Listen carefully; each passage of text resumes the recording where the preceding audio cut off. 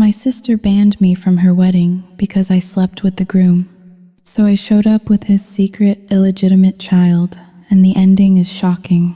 I am sitting here with a one-way ticket and no family left to call because I chose to burn our entire dynasty to the ground rather than let them live a lie.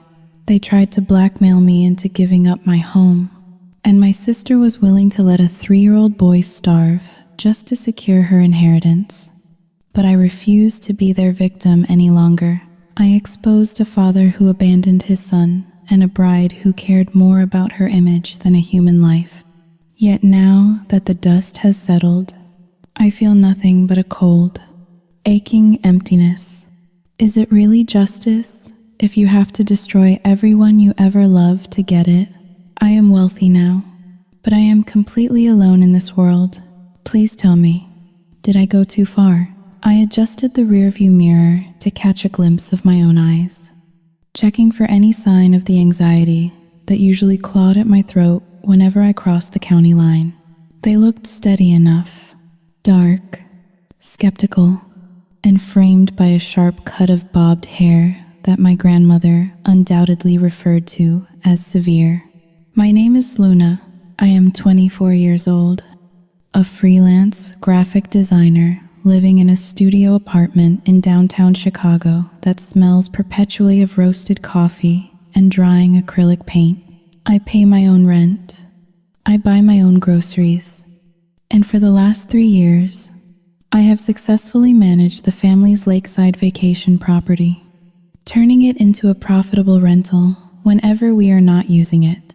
I am independent. I am capable.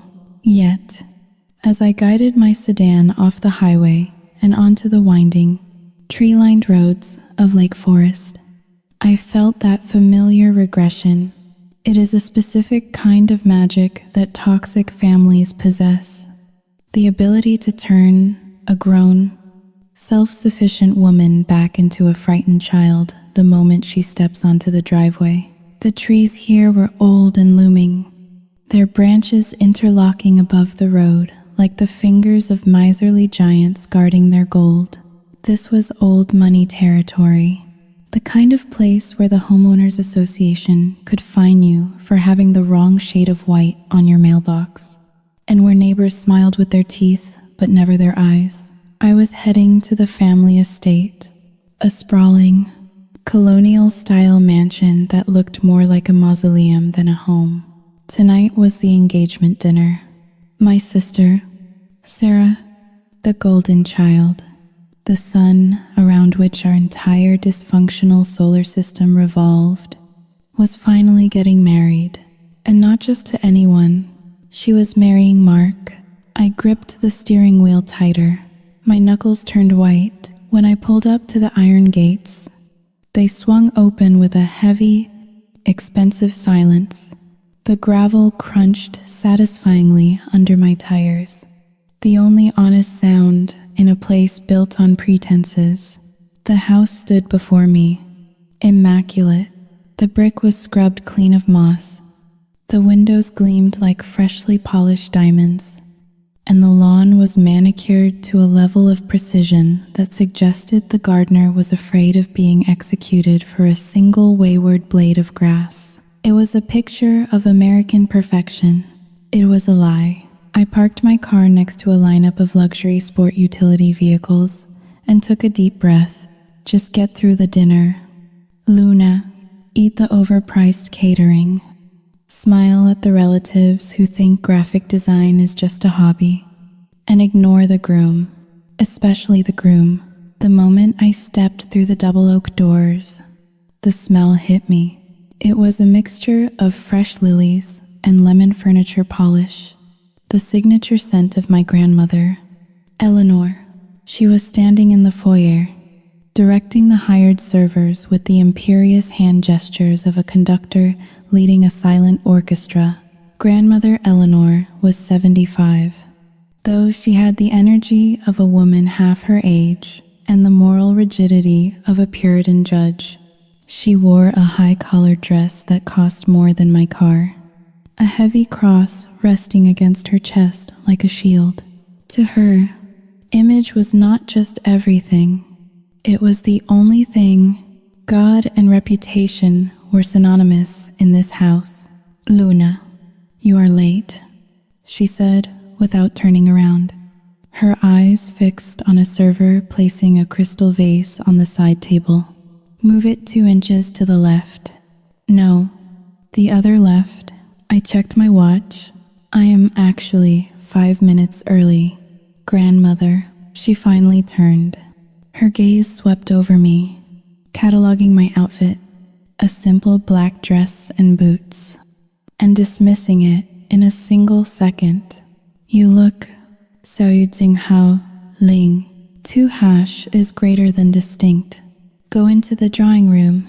Sarah is waiting. I walked past her, suppressing the urge to roll my eyes.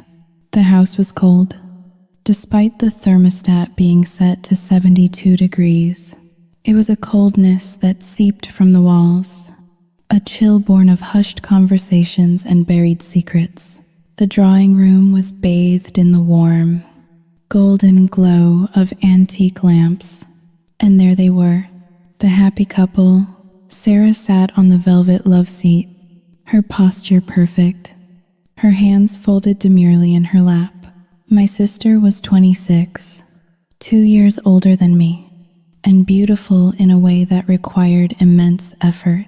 Her blonde hair was coiffed into glossy waves. Her makeup was flawless, and she wore a pastel dress that screamed innocent bride. She looked like a porcelain doll that would shatter if you held it too tight. Standing behind her, with a hand resting possessively on her shoulder, was Mark. He looked exactly the same as he did 3 years ago, perhaps a little broader in the shoulders. He wore a navy suit that fit him too well, his brown hair styled with just the right amount of casual messiness. He had the kind of face that mothers trusted instantly, open, symmetrical, with a smile that crinkled the corners of his eyes. Hello, Luna, Sarah said, her voice high and airy. We were worried you might not make it. The city traffic can be so dreadful. I am here. Am I not? I said, forcing a smile. I walked over, bypassing Mark entirely, and gave my sister a stiff hug. She smelled of expensive perfume and hairspray. Her body felt rigid against mine. Mark extended a hand toward me. Good to see you, Luna. It has been a long time. His voice was smooth, like bourbon poured over ice. I looked at his hand. His fingers were manicured. I remembered those hands. I remembered how they felt on my skin in a cramped dorm room, how they tangled in my hair when we were both stupid and young and thought nobody was watching. I took his hand briefly. His palm was dry. He squeezed my fingers just a fraction of a second too long before letting go. Congratulations, I said, my voice flat. Thank you. Mark beamed, turning his gaze back to Sarah as if she were the only woman in the world. We are truly blessed. God has been good to us. I felt a wave of nausea rise in my throat. Dinner was served in the formal dining room. The table was set for 12. Aunts, uncles, and a few select cousins filled the seats. A chorus of polite laughter and clinking silverware. I sat at the far end, the designated spot for the black sheep, sipping my wine and watching the performance. And it was a performance. Sarah did not eat. She pushed her arugula salad around the plate, her eyes darting constantly to Grandmother Eleanor at the head of the table. Every time Grandmother nodded or smiled, Sarah's shoulders relaxed slightly. She was not a bride in love. She was an actress waiting for a review. Mark, on the other hand, was playing the role of the devoted patriarch in training. He charmed Aunt Martha with compliments about her jewelry. He discussed the stock market with Uncle Robert. He was perfect. He was a chameleon. Then came the speeches. Grandmother Eleanor tapped her spoon against her crystal champagne flute. The room fell silent instantly. We are gathered here to celebrate a union ordained by the Lord, she began, her voice trembling with manufactured emotion. Sarah has always been a beacon of light in this family, a true example of virtue. And Mark, Sao Yu Tsing Hao Ling, 2 is greater than we could not have asked for a finer young man. Murmurs of agreement rippled through the table. Sarah lowered her eyes, blushing on cue.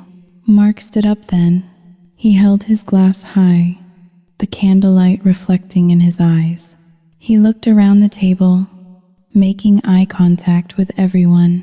When his gaze landed on me, it did not waver. There was no shame in his eyes, only a challenge. I want to thank you all for welcoming me into this family, Mark said. His voice dropped an octave, becoming serious and solemn. In today's world, it is rare to find people who still value tradition, who value the sanctity of marriage. I took a long sip of wine, watching him over the rim of my glass. Sarah and I, Sao Yu Tsing Hao Ling, 2 is greater than we made a promise to each other. And to God, Mark continued, we promised that we would enter this marriage pure, that we would save ourselves for our wedding night, to honor the commitment we are making. The room let out a collective sigh of admiration. Aunt Martha dabbed at her eyes with a napkin. Grandmother Eleanor looked as if she had just seen a vision of the Virgin Mary herself. I almost choked on my Chardonnay. Pure, the word, hung in the air, heavy and suffocating. I looked at Sarah. She was beaming at him, but there was something wrong with her smile. It was too wide. It did not reach her eyes. Her eyes were not on Mark's face. Admiring his conviction, her eyes were darting sideways, scanning the room, checking the audience reaction, and then, for a split second, her eyes locked onto mine. It was not a look of sisterly affection. It was not even a look of triumph. It was a warning, sharp, cold, and terrified.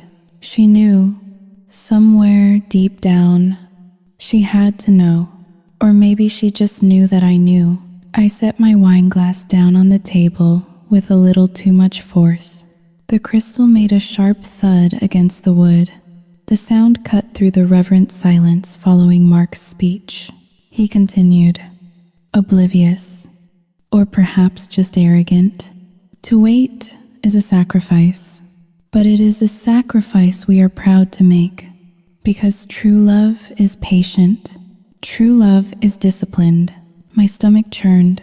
The hypocrisy was so thick I could taste it. It tasted like bile. I looked at Mark, this man who had sneaked into my dorm room 3 years ago, who had whispered dirty, desperate things in my ear, who had not a single ounce of discipline when he was drunk and lonely. And now he was standing here, in my family's dining room, rewriting history. He was selling them a fantasy, and they were buying it wholesale because it fit their narrative. They wanted the fairy tale. They wanted the virgin bride and the noble groom. I looked around the table at the nodding heads. They were all so desperate to believe in their own superiority. My hand trembled slightly, not from fear, but from a sudden, overwhelming surge of adrenaline. I realized then that I had 2 choices. I could swallow the lie, finish my dinner, and let them live in their delusion. Or I could pull the thread. Mark raised his glass higher. To purity, he said. To purity, the family echoed. A laugh bubbled up in my throat. It was not a nice laugh. It was jagged and dark. I tried to suppress it, but the sheer absurdity of the moment was too much. The sound escaped my lips. A short, sharp scoff that sounded like a gunshot in the quiet room. Every head turned toward me. Mark stopped mid-sip. Sarah froze. Grandmother Eleanor's eyes narrowed into slits. I sat there, the center of attention, feeling the heat rise in my cheeks. But beneath the embarrassment, there was something else. A spark, a dangerous, volatile spark. Is something funny? Luna? Grandmother asked, her voice like ice cracking. I looked at Mark. He was staring at me, his smile faltering for the first time. I saw a flicker of panic in his eyes. Good? I smiled, leaning back in my chair, swirling the remaining wine in my glass. No, Grandmother, I said, my voice smooth and dangerously calm. Nothing is funny. I just find Mark's dedication to Saoyudzing Haoling, 2 hash is greater than history. Saoyudzing Haoling, 2 hash is greater than incredibly moving. The air in the room shifted. The tension was no longer a hum. It was a scream. The piece was a thin sheet of glass, and I had just pressed my thumb against the center of it. The silence that followed my comment was not empty. It was heavy, suffocating, and filled with the invisible debris of a shattered illusion. The air in the dining room seemed to vibrate, humming with the tension of 12 people simultaneously holding their breath. Grandmother Eleanor was the first to move. She set her fork down with a deliberate, slow motion. Her eyes, usually sharp and assessing, were now wide with a mixture of confusion and dawning horror. She looked from me to Mark, then back to me. I do not understand, she said. Her voice was brittle, like dry leaves stepping on pavement. What history are you referring to? Luna? I felt a dark, twisted satisfaction uncoil in my chest. It was a poisonous feeling, but after years of swallowing their pretenses, it felt like oxygen. I took another sip of wine, letting the liquid coat my tongue before I spoke. I just mean that Mark is very talented at adapting, I said, keeping my tone deceptively light. He has reinvented himself so thoroughly. It is impressive.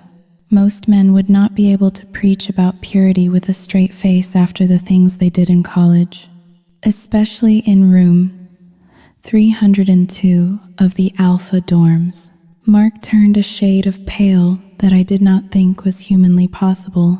His confident, patriarch facade cracked, revealing the terrified little boy underneath. He opened his mouth, then closed it, looking like a fish pulled from the water. Sarah stood up so abruptly that her chair screeched against the hardwood floor.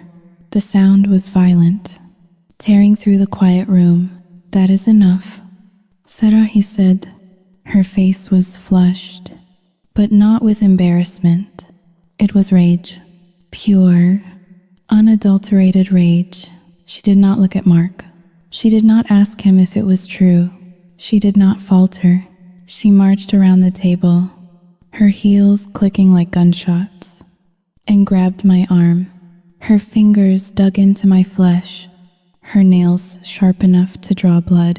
We are leaving, she announced to the table, her voice shaking with suppressed hysteria. Luna has clearly had too much wine. She is not herself. Come with me. Now, she yanked me upward. I could have resisted. I could have shaken her off and stayed seated, forcing Mark to answer for his lies, right there in front of everyone. But I saw the look in Grandmother Eleanor's eyes. She was not looking at Mark with suspicion. She was looking at me with disgust. In her world, the whistleblower was always the villain, never the sinner. I stood up, smoothing my dress with exaggerated calm. By all means, I said, let us chat. Sarah dragged me out of the dining room, across the polished foyer, and into the library. She slammed the heavy oak door behind us. the sound echoing off the walls lined with leather-bound books that nobody in this family actually read. The moment the door clicked shut, she spun around. Her face was twisted, her eyes manic. "What is wrong with you?" she screamed. Her voice was no longer the airy, polite soprano she used in public. It was a guttural screech. "Do you have any idea what you just did?" I leaned against the mahogany desk. Crossing my arms, I told the truth. "Sarah, or are we not doing that anymore?" I gestured toward the door. "Your fiancé is lying to everyone. He is lying to grandmother. He is lying to you." Sarah let out a sharp, incredulous laugh. She paced the room, her hands flying to her hair, messing up the perfect waves. "Lying to me? You think I care about what he did 3 years ago? You think I care about some stupid college fling?" I froze. "So you know," I said quietly. The realization hit me harder than her anger. I had expected denial. I had expected her to be the naive victim, blinded by love. But this? Saoyutsing Haoling. 2 is greater than, this was worse. Sarah stopped pacing. She turned to face me, and her expression shifted. The hysteria vanished, replaced by a cold, calculating sneer. It was a look I recognized. It was the look she used when we were children, and she convinced our parents that I was the one who broke the antique vase. "Of course I know he has a past." "Luna," she said, her voice dripping with condescension. "Everyone has a past. But Mark is a good man now. He is a man of God. He is perfect for this family. He is a fraud," I countered. "He is selling grandmother a fantasy so he can get his hands on the trust fund. And you are letting him. You are just jealous," Sarah shouted, stepping closer. Her perfume was overwhelming, choking me. "You have always been jealous of me. You are jealous because I am the one getting married. I am the one grandmother is proud of. I am the one with the perfect life. And you are just the bitter, lonely sister who cannot stand to see anyone else happy." I felt a sudden, sharp pain in my chest. It was not jealousy. It was pity. And beneath the pity, a profound sense of loss. I realized in that moment that I did not have a sister. I had a competitor. "I am not jealous of a liar, Sarah," I said, my voice steady despite the trembling of my hands. "I slept with him. Me, your sister. Does that not bother you? Does it not make you sick to think that the man you are marrying used to sneak into my bed?" Sarah's face hardened. She looked at me with eyes that were completely devoid of empathy. "You are lying," she said flatly. I blinked. "What? You are lying," she repeated, stepping into my personal space. Her eyes bored into mine. "You made it up. You are a pathological liar. Luna, you always have been. You created this entire story in your sick little head because you want attention. You want to ruin my wedding because you are miserable." My mouth fell open slightly. The gaslighting was so brazen, so absolute, that for a second, I almost questioned my own memory. I watched her rewrite reality in real time. She was not protecting Mark. She was protecting the image. She was protecting the narrative. "Mark would never touch you," she sneered, looking me up and down with disdain. "Look at you. You are difficult. You are prickly. You are nothing like what Mark wants. He wants a wife, not a problem." The cruelty of her words was like a physical slap. I felt the heat rise in my cheeks. "I can prove it," I whispered. "I do not want your proof," she screamed, her voice cracking. "I want you to stop. I want you to go back in there, apologize to grandmother, and tell everyone that you made a tasteless joke. Tell them you are drunk. Tell them you are jealous. I do not care what you say, as long as you fix it. And if I do not? I asked. Sarah straightened her spine. She looked every inch the future matriarch of this twisted dynasty. Then you are not coming to the wedding, she said, and I will make sure grandmother cuts you off completely. I will tell her everything. Luna, I will tell her how unstable you have been. I will tell her that you are trying to seduce Mark because you are obsessed with him. I stared at her. The room seemed to tilt. This was not just a disagreement. This was a war declaration.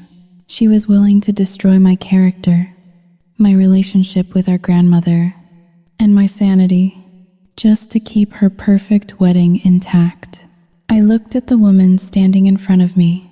We shared the same deoxyribonucleic acid. We grew up in the same house, but as I looked at her, I saw a stranger, a dangerous, desperate stranger. I took a deep breath. The air in the library felt stale, recycled. I am not apologizing, I said, and I am certainly not admitting to a lie that is not a lie. Sarah pointed a trembling finger at the door. Then get out of my house, get out of my life. I did not wait for her to tell me twice. I turned on my heel and walked out. I did not go back to the dining room. I did not say goodbye to grandmother Eleanor or the aunts and uncles who were probably still whispering about my outburst. I walked straight out the front door, into the cool night air. My hands were shaking so badly I could barely get the keys into the ignition. I sat in the driver's seat for a moment, gripping the steering wheel, trying to regulate my breathing. In, out, in, out. I felt like I was fracturing. Part of me wanted to run back inside and scream the truth until their ears bled. But another part of me, the colder, more cynical part, knew it was useless. They did not want the truth. They wanted the play. I started the car and peeled out of the driveway, the gravel spraying behind me like shrapnel. I drove fast, the dark trees blurring past my window. I needed to get away from them. I needed to get to the only place that felt like mine, the lake house. It was an hour drive north, closer to the Wisconsin border. The property was technically owned by the family trust, but I was the one who managed it. I was the one who fixed the leaky roof, who hired the cleaners, who dealt with the renters. It was my sanctuary. As I drove, the adrenaline began to fade, replaced by a hollow, aching exhaustion. The image of Mark's face at the dinner table kept flashing in my mind, the fear in his eyes. He knew I could destroy him. And Sarah, Saoiching Haoling. 2# is greater than Sarah knew too. That was the part that stuck in my throat like a fishbone. She knew, and she chose him. She chose the lie. By the time I pulled into the driveway of the lake house, it was past 10 o'clock. The house sat on a cliff overlooking the water, a modern structure of glass and wood that contrasted sharply with the colonial mansion I had just left. It was dark and silent. I unlocked the door and stepped inside. The smell of pine and lake water greeted me, a stark difference from the lilies and lemon polish of grandmother's house. I did not turn on the lights. I walked through the living room to the floor-to-ceiling windows and looked out at the black water. My phone buzzed in my pocket. I pulled it out. A text from Sarah. Fix this, or you will regret it. Mom and Dad are rolling in their graves looking at you right now. I stared at the screen, the blue light illuminating the tears I had not realized were falling. She knew exactly where to hit. She knew our parents were the one open wound that never fully healed. I tossed the phone onto the sofa. I am not the one who should have regrets. Sarah, I whispered to the empty room, but as I stood there in the dark, I felt the first crack in my own resolve. They were a united front. Mark, Sarah, grandmother, money, religion, reputation. They were a fortress. And I was just one person with a story nobody wanted to hear. I needed more than the truth. The truth was soft. The truth was easily ignored. I needed evidence. I walked into the kitchen and poured myself a glass of water, my mind racing. Mark had been scared. Why? If it was just a past fling, he could have laughed it off. He could have said I was crazy, just like Sarah did, but he looked terrified, like he had more to lose than just a wedding. There was something else, something he was hiding that was bigger than a few nights in a college dorm. I took a sip of water, the gears in my head finally catching traction. If Sarah wanted a war, she was going to get one, but I was not going to fight with emotions anymore. I was going to fight with facts. I set the glass down. Outside, the lake crashed against the shore, rhythmic and relentless. Tomorrow, I would start digging. The morning sun hit the floor-to-ceiling windows of the lake house with a violence that made my headache throb behind my eyes. I had not slept. I had spent the last 6 hours sitting on the beige sectional sofa, my laptop burning a square of heat into my thighs, fueled by 3 cups of black coffee and a burning, acidic need for vindication. Sarah had called me a liar. She had called me unstable. She had weaponized our dead parents to silence me. I typed Mark's name into the search bar for the 100th time. I was not a detective, but I was a graphic designer who spent half her life online, and I knew that nobody was truly invisible. Mark thought he was smart. He thought that deleting his browsing history and curating a godly Instagram feed was enough to erase the man he used to be. But men like Mark were arrogant. They made mistakes because they believed the world was too stupid to catch them. I knew his passwords, or at least, I knew the variations he used 3 years ago. He was a creature of habit, lazy in his security because he had never had a reason to be afraid. I tried his standard email. Password changed. I tried his old university login. Deactivated. Then I remembered the Venmo account. It was a long shot. Most people set their transactions to private, but Mark was the kind of guy who liked to show off when he bought a round of drinks for the boys or donated to a charity run. He wanted the credit. I found his profile. It was public. There were the usual transactions: pizza with the guys, golf fees, church donation. It was a perfectly curated digital footprint of a suburban saint. I scrolled back, month by month. It was boring. It was clean. I was about to close the tab when I saw it. 6 months ago, a transaction for $300. No emoji, no clever caption, just a period. The recipient was a user named Chloe98. I scrolled down. Another one. A month prior. $300. Just a period. I kept scrolling. The payments were regular. Every month on the 15th, $300 was sent to Chloe M98. Then, 2 months ago, they stopped abruptly. My heart began to hammer against my ribs. $300 was an odd amount. It was too much for a casual dinner, too little for rent in the city, but exactly the kind of amount a man might pay to keep a small problem quiet. Or perhaps it was child support for someone he did not want on the books.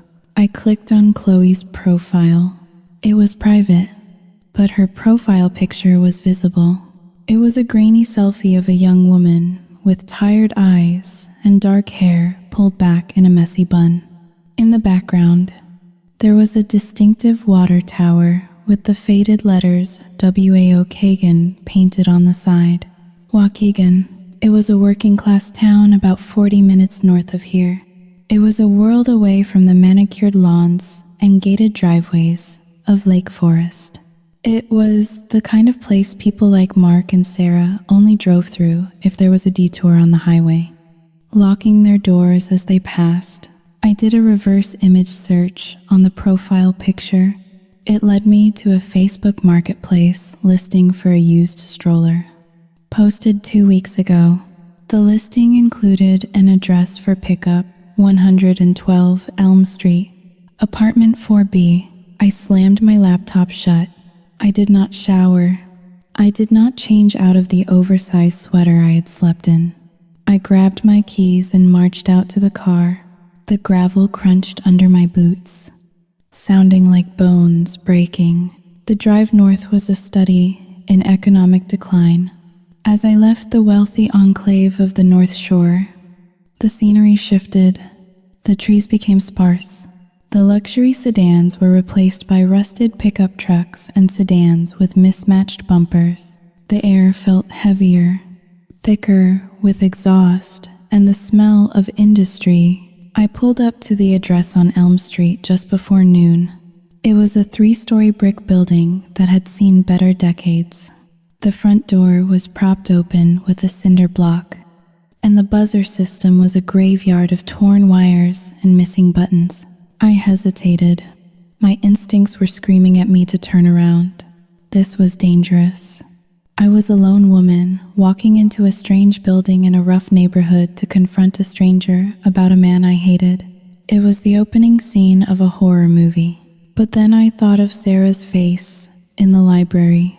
I thought of the way she looked at me with that pitying, superior sneer. You are a pathological liar. Luna. I pushed the door open and walked in. The hallway smelled of stale cigarettes and boiled cabbage. I climbed the stairs to the second floor, my footsteps echoing on the linoleum. Apartment 4B was at the end of the hall. The paint on the door was peeling, revealing layers of green and beige underneath, like a bruise.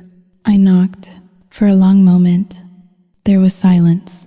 Then, I heard the sound of a chain sliding across metal. The door opened a crack, revealing one suspicious brown eye. "Who is it?" a female voice asked. She sounded exhausted. "Hi," I said, trying to make my voice sound less like an inquisitor and more like a friend. "I am looking for Chloe." "My name is Luna." The eye narrowed.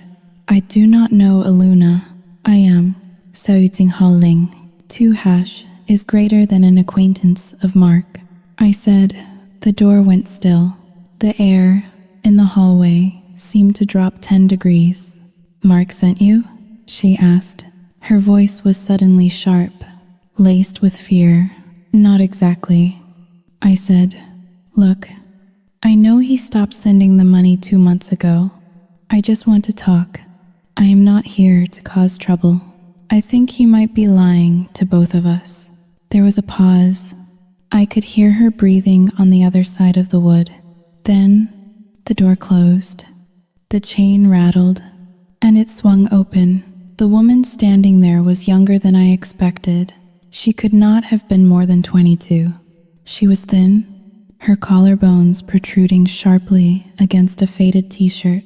She held a lit cigarette in one hand, the ash dangerously long. "You have 5 minutes," she said, stepping aside. I walked into the apartment.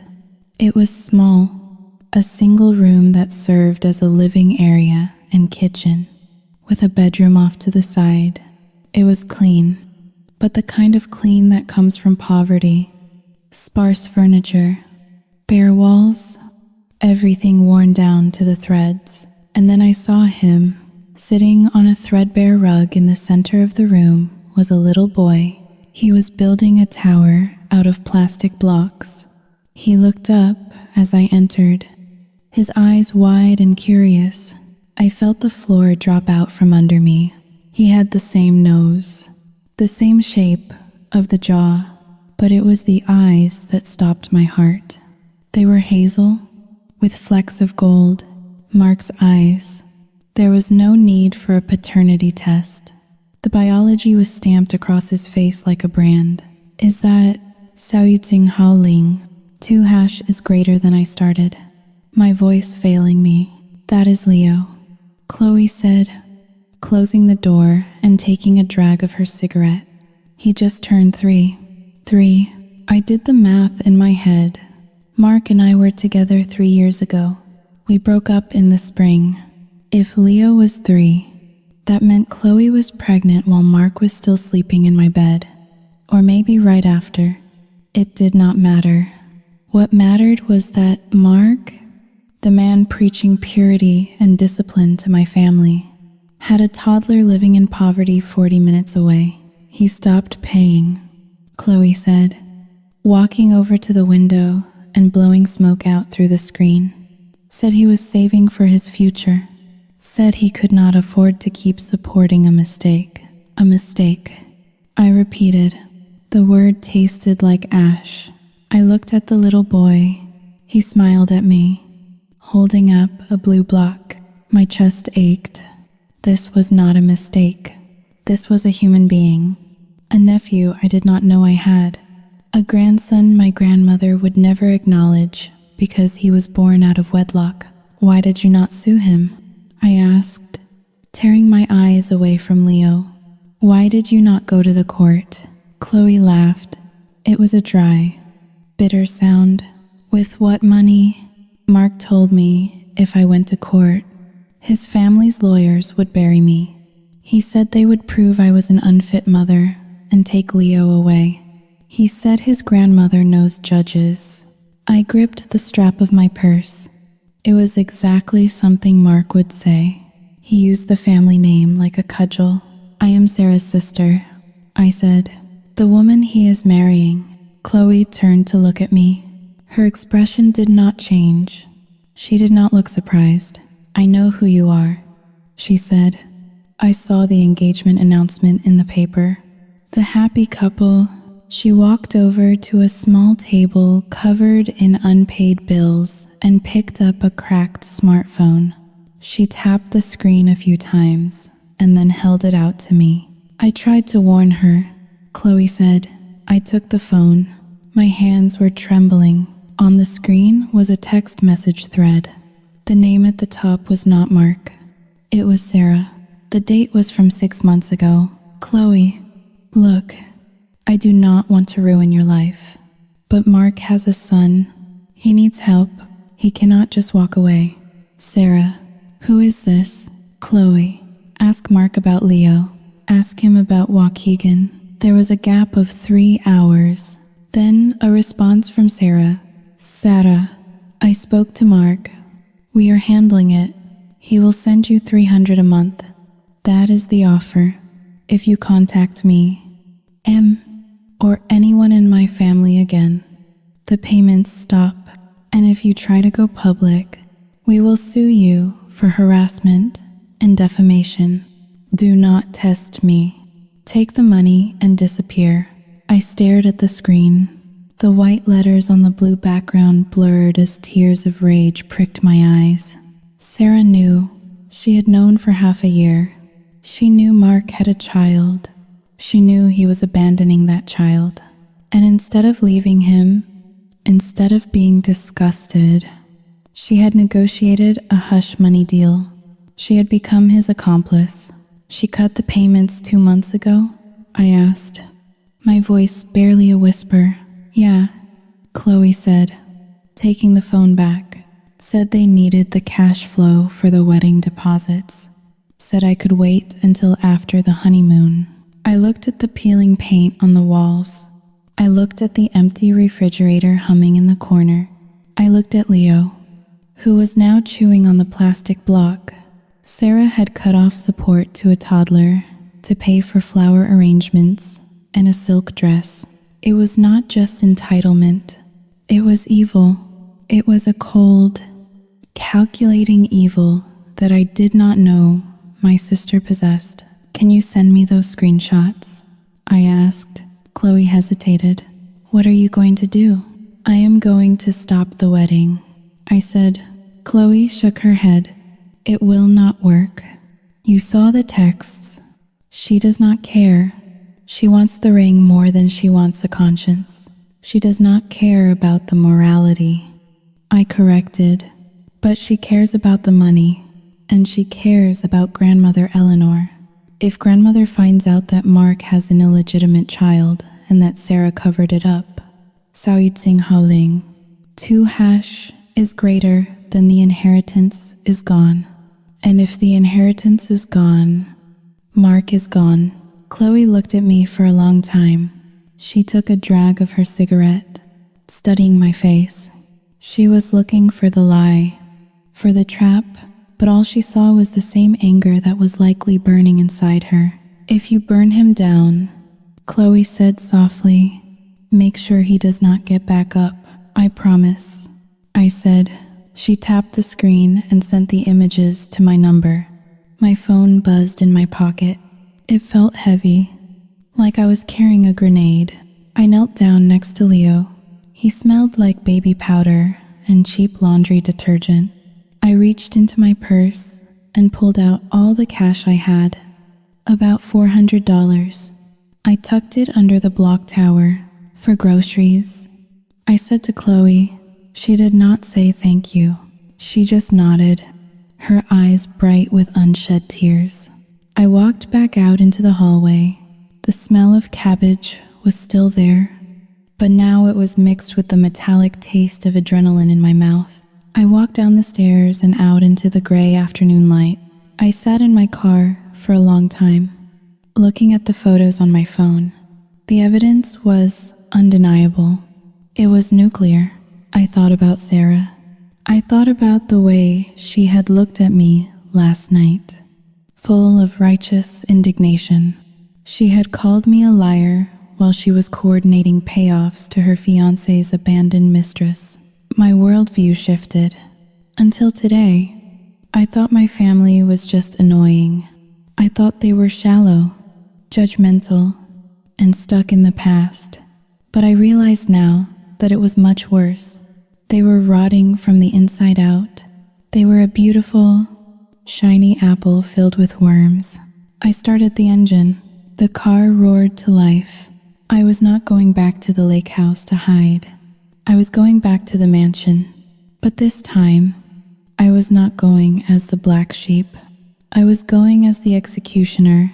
But as I drove back toward the highway, a thought occurred to me. If I showed this to grandmother now, the wedding would be off. Sarah would be humiliated. Mark would be exiled. It would be over. But was that enough? Sarah had humiliated me. She had threatened to destroy my reputation. She had cut off a child's food money to buy centerpieces. Simply stopping the wedding felt too merciful. It felt too quick. I remembered Sarah's threat. I will make sure grandmother cuts you off completely. I looked at the road stretching out before me. The trees of Lake Forest were approaching, tall and shadowing. I did not just want to stop the wedding. I wanted to destroy the lie. I wanted to do it in front of everyone. I wanted God and the country club to see exactly who Sarah and Mark were. I needed to be smart. I needed to be patient. I gripped the steering wheel. I would play their game. I would apologize. I would grovel. I would give them the false sense of security they craved. And then, when they were standing at the altar, thinking they had won, thinking they had successfully erased Leo and Chloe and me, So Tsing Haoling, Tsing Hao Dayu, I would burn it all to the ground. I drove back to the family estate in a trance. The physical world seemed to have lost its solidity. The trees and fences blurring into a smear of green and white. My phone sat on the passenger seat, heavy with the digital evidence that I thought was my smoking gun. I believed, in my naivety, that I held the cards. I believed that truth was a currency that still held value in the marketplace of my family. I was wrong. When I arrived, the house was quiet. The catering vans were gone. The guests had dispersed, leaving behind only the ghost of a party. A few stray napkins on the lawn, the smell of stale champagne in the foyer. I found Sarah in the sunroom. She was sitting in a wicker chair, painting her nails a soft, bridal pink. The sunlight streamed in through the glass, illuminating the dust motes dancing in the air. It was a scene of domestic tranquility that made my skin crawl. She looked up as I entered, her expression unreadable. She did not look angry. She did not look afraid. She looked bored. "You came back," she said, not pausing in her painting. "I assumed you would. You never did know when to leave a room." I stood in the doorway, clutching my phone. I felt a tremor in my hands, a vibration of pure adrenaline. I went to Waukegan. "Sarah," the brush paused on her pinky finger, just for a second. Then she resumed the stroke, smooth and precise. "Is that so?" she asked. "I hear it is lovely this time of year. If you like industrial decay." "I met Chloe," I said, my voice rising. "I met Leo. He has Mark's eyes." "Sarah, he is 3 years old. He is a living, breathing human being that your fiancé abandoned." Sarah capped the nail polish bottle. She blew gently on her fingers, inspecting her work. "I know," she said. The casualness of her admission took the wind out of my lungs. I had expected denial. I had expected tears. I had expected her to beg me not to tell anyone. "You know," I repeated, "you know he has a child living in poverty? You know he cut them off 2 months ago?" Sarah Sihu. A long, suffering sound. She stood up and walked over to the window, looking out at the manicured gardens. "Mark made a mistake in college. Luna, men do that. They have needs. They get trapped by trashy women who forget to take their birth control because they want a payday. It is a tale as old as time." I stared at her back. She was talking about a child as if he were a bad investment or a stain on a carpet. "He is not a mistake," I said. "He is your nephew, or he would be. If you had a soul." Sarah spun around, her face twisting into a sneer. "Do not talk to me about souls. You think you are so righteous because you went on a little crusade to the slums? You think this changes anything? Mark is the man I am marrying. He is the future father of my children. Legitimate children. Children who will carry the family name. Not some bastard born in a rental apartment." I held up my phone. "I have the texts. Sarah, I have proof that you paid her off. I have proof that you are complicit. Grandmother will not look at this as a simple mistake. She will see it as a sin, a deception. She will cut you off faster than you can say amen." Sarah laughed. It was a cold, sharp sound that echoed off the glass walls. She walked toward me, her heels clicking on the tile floor. She stopped inches from my face. I could smell the chemicals of the nail polish and the mint of her breath. "Go ahead," she whispered. "Show her." I blinked, confused by her confidence. "I will," I said. "And do you know what I will do?" Sarah asked, her voice dropping to a dangerous, conspiratorial low. "I will tell grandmother that you forged them. I will tell her that you paid that woman to lie. I will tell her that you are so sick with jealousy, so obsessed with Mark, that you concocted this entire scheme to break us up. Nobody will believe that," I said, though my voice wavered. "Won't they?" Sarah tilted her head. "Grandmother already thinks you are unstable. Luna, you made a scene at dinner. You stormed out. You have always been the difficult one. The artist, the rebel. Who is she going to believe? The granddaughter who goes to church every Sunday and is about to give her a great-grandchild within the sanctity of marriage? Or the one who sleeps around and lives in the city?" I felt the walls of the room closing in. She was right. In the court of Eleanor, perception was reality, and Sarah had been curating her perception for 26 years. But there is a deoxyribonucleic acid test. I stammered. The boy, Sao Jinghao Ling, R. Jinghao Dayu. Sarah cut me off. Mark will refuse the test.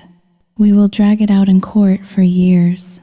And by the time the truth comes out, if it ever does, grandmother will be dead. The money will be mine, and nobody will care. She stepped back, looking at me with triumph. You have nothing. Luna, you are playing checkers, and I am playing chess. I felt a wave of dizziness. I had underestimated her. I had underestimated how deep the rot went. I turned to leave, needing to get away from her toxic orbit, but she moved to block the doorway. We are not done, she said. I looked at her. What more do you want? I want insurance, Sarah said. Her eyes drifted to my pocket, where my car keys were. I want to make sure you keep that mouth of yours shut during the wedding. I am leaving. I said, I will not be at your wedding. Oh, you will be there, she said. You will be there, standing in the front row, smiling. You will be the maid of honor. Actually, I fired Jessica this morning. You are taking her place. You are insane. I spat.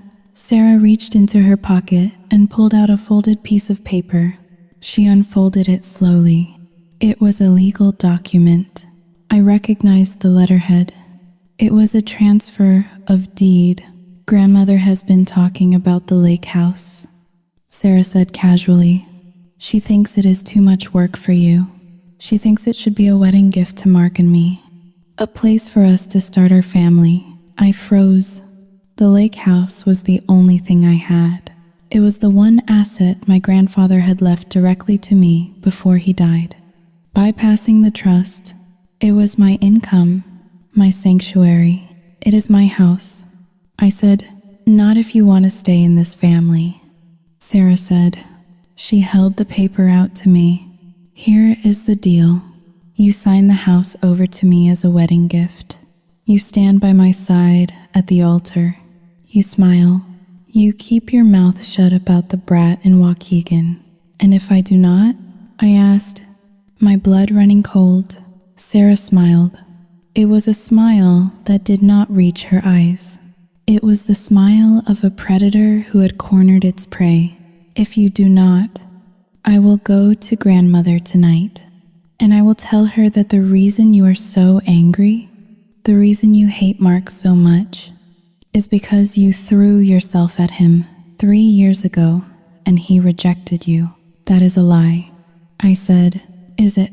Sarah raised an eyebrow. But then I will tell her the other part. I will tell her that when he rejected you, you threatened to accuse him of rape. The air left the room. I stared at my sister. I looked for a trace of humanity, a trace of the girl I used to play dolls with. There was nothing, just ambition and cruelty. You would not, I whispered. I would, Sarah said, and given the current climate, a false accusation like that would ruin you. I will paint you as a vindictive, unstable woman who tries to destroy men's lives. I will make sure you never get a client again. I will make sure grandmother writes you out of the will entirely. You will be destitute. Luna, you will be nothing. I felt sick, physically sick. The bile rose in my throat. This was not just a threat. This was nuclear blackmail. She was willing to destroy my entire existence to secure her inheritance. I looked at the paper in her hand, the lake house, my freedom. I looked at her face, the mask of the perfect bride. I realized then that I was alone. There was no one coming to save me. Grandmother would believe her. The family would believe her. I was the black sheep. I was the expendable one. I reached out and took the paper. My fingers were numb. Smart girl, Sarah said. She patted my cheek. It was a patronizing, humiliating gesture. Have it signed and notarized by tomorrow. And, Luna, wear something conservative for the rehearsal dinner. We have an image to uphold. She turned and walked out of the sunroom, leaving me standing in the dust motes. I sank into the wicker chair. I felt small. I felt crushed. The spiraling sensation in my chest was intensifying, pulling me down into a dark, cold place. I had lost. She had the leverage. She had the power. She had the narrative. I looked down at the deed transfer. I should sign it. I should give up. I should run away to Chicago and never look back. But as I sat there, listening to the silence of the big, empty house, something shifted inside me. The fear began to curdle. It thickened, turning into something heavy and solid. She wanted the lake house? Fine. She wanted a perfect wedding? Fine. She wanted me to play a role? I would play it. I pulled my phone out again. I looked at the picture of Leo. I looked at the picture of Chloe's tired face. Sarah thought she had won because she held a knife to my throat. She did not realize that, by backing me into a corner, she had taken away the only thing that was keeping me civilized. My hope for a peaceful resolution. I was not going to run. I was going to sign the paper. I was going to be the maid of honor. I was going to smile until my face hurt, but I was going to burn them. I wiped a tear from my cheek. It was the last tear I would shed for this family. The spiral had hit the bottom, and the only way out was up. Through the ashes, the library smelled of old paper and judgment. It was the heart of the mansion, a room where my grandfather used to smoke cigars and make business deals that likely skirted the edges of legality. Now, it was Grandmother Eleanor's throne room. She sat behind the massive mahogany desk, her hands clasped on top of a leather-bound Bible. She did not look up when I entered. She let me stand there for a full minute. The silence stretching until it felt like a physical weight pressing down on my shoulders. "Sit," she said, finally. Her voice was quiet, devoid of warmth. I sat in the stiff wooden chair opposite her. I felt like a child again, waiting to be scolded for dirtying my Sunday dress. "Sarah came to see me last night," Grandmother Eleanor said. She looked at me then, her eyes cold and hard like marbles. She told me everything. "Luna," my heart hammered against my ribs. I opened my mouth to defend myself, to tell her about the texts, about the child in Waukegan, about the blackmail. She told me about your threats, Grandmother continued, cutting me off. She told me how you cornered Mark, how you tried to seduce him again, and when he refused you, how you threatened to ruin his reputation with false accusations. I stared at her. The air left my lungs. Sarah had not just threatened to lie. She had already done it. She had launched a preemptive strike. "That is not true," I whispered. "Grandmother, Mark has a child. He is abandoning a 3-year-old boy. I went to see the mother. I have proof." Grandmother Eleanor sighed. It was a sound of profound disappointment. "Sarah told me you would say that. She told me you hired an actor, a woman from Waukegan. She showed me the withdrawal from your bank account. Luna, $400, cash." I gripped the arms of the chair, the money I had given Chloe for groceries. Sarah had been monitoring my accounts, or maybe she just guessed. It did not matter. She had twisted a frantic act of charity into a bribe. "You think I paid someone to fake a child?" I asked, my voice trembling with indignation. "Grandmother, think about it. Why would I do that?" "Because you are sick," Eleanor said. She slammed her hand down on the desk. The sound echoed like a gunshot. You have always been the jealous one, the broken one. You cannot stand to see your sister happy in the eyes of God. You want what she has, and because you cannot have it, you want to destroy it. I looked at the woman who had raised me. I looked for a flicker of doubt, a glimmer of the grandmother who used to read me stories. There was nothing, just blind, unwavering loyalty to the image of perfection that Sarah projected. Mark is a man of faith, Eleanor said, her voice lowering to a hiss. He has confessed his past sins to the church. He is born again. But you, Xiao Yu Jing Hao Ling, 2# is greater than you are living in sin in that city. You have no moral compass, and now you are trying to blackmail your own sister on the eve of her wedding. She opened the drawer of her desk and pulled out a file. I have spoken to the family lawyer, she said. If you do not sign the lake house over to Sarah, and if you do not cease this campaign of lies immediately, I will cut you off. You will not receive a dime of your inheritance. You will be barred from this house. You will be dead to us. I looked at the file. It was the same deed transfer Sarah had shown me. I felt a strange sensation wash over me. It was not fear. It was not sadness. It was clarity. For 24 years, I had tried to be good enough. I had tried to earn my place in this family. I had swallowed their criticisms, their passive-aggressive insults, their demands for perfection. I thought if I worked hard enough, if I was successful enough, they would finally see me. But they never looked at me. They only looked at the reflection of themselves they wanted to see. And I did not fit the frame.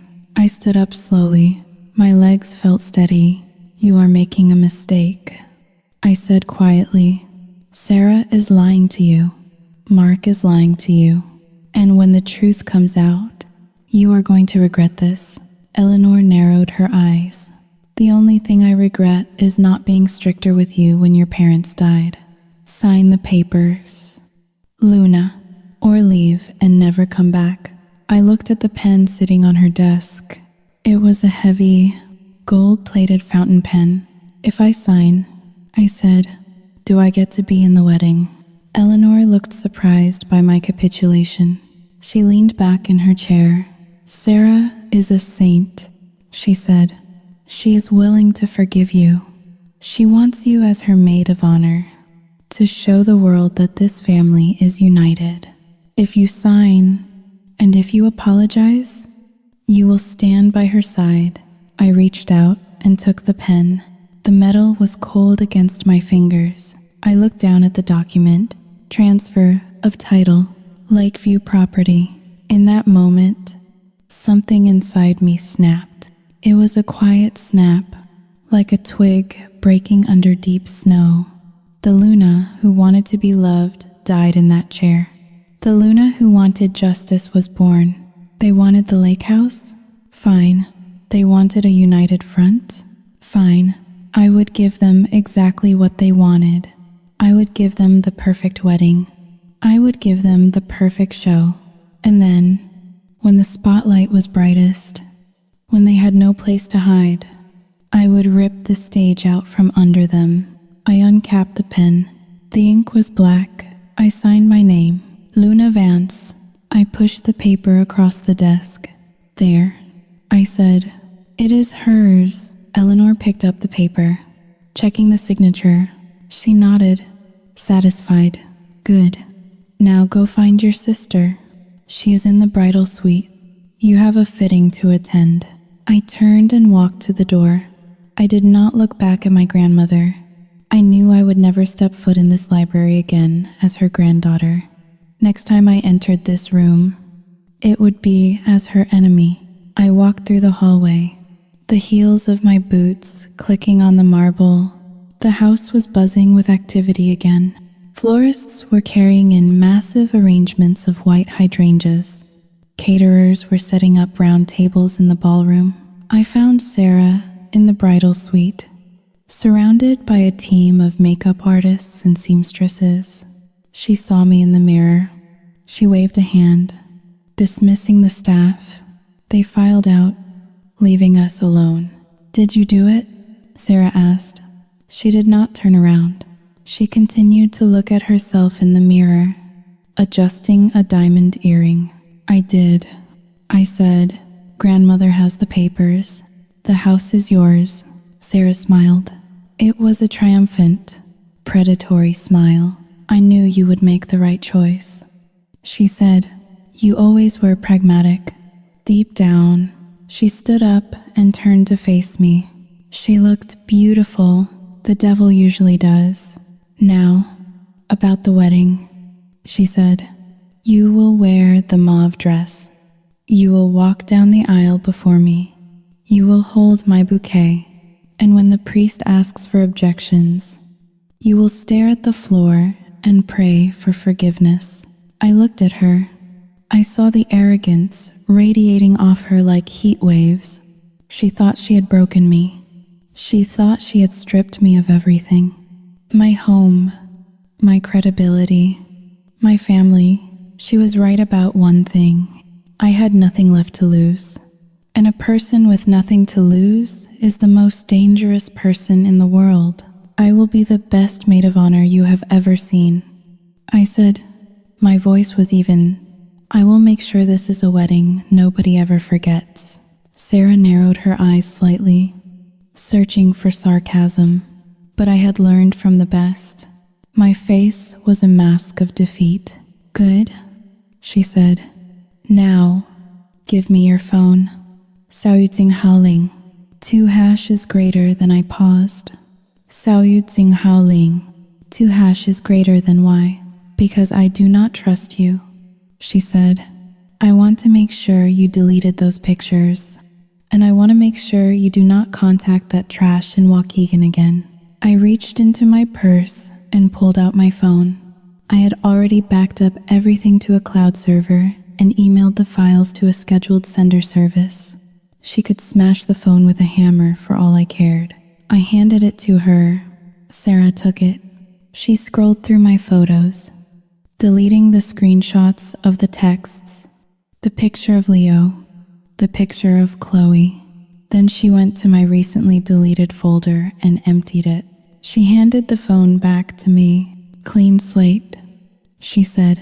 "Just like Mark." I took the phone. "Clean slate," I repeated. I turned to leave. "Oh, and Luna?" Sarah called out. "Try to look a little less miserable. It is a celebration." After all, I walked out of the room.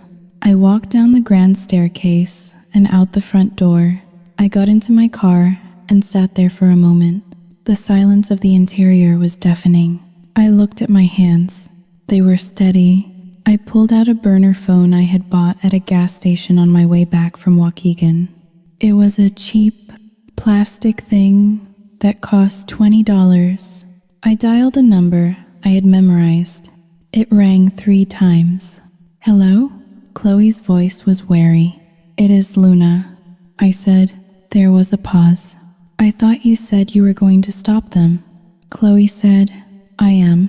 I said, "But the plan has changed." "What do you mean?" "I mean I cannot stop the wedding." I said, "Starting the car? Stopping it is too easy. They will just spin it. They will say I am crazy. They will get married quietly next month." "So what are we going to do?" Chloe asked. "We are going to let them get to the altar." I said, "We are going to let them say their vows. We are going to let them think they have won everything." I looked up at the mansion. I saw Sarah in the window of the bridal suite, laughing at something. "Get Leo a suit." I told Chloe, "A nice one. I will wire you the money." Xiao Yuzing Hao Ling. 2 hashes greater than why? "Because you are not just crashing a party," I said. "You are the surprise guest of honor." I put the car in gear. "I am coming to pick you up on Saturday morning," I said. "Be ready. We are going to church." I hung up the phone and tossed it onto the passenger seat. I drove away from the estate, leaving the transfer deed and my old life behind. Sarah wanted the lake house. She could have it, but she was going to pay a price for it that no amount of inheritance money could cover. She wanted a show.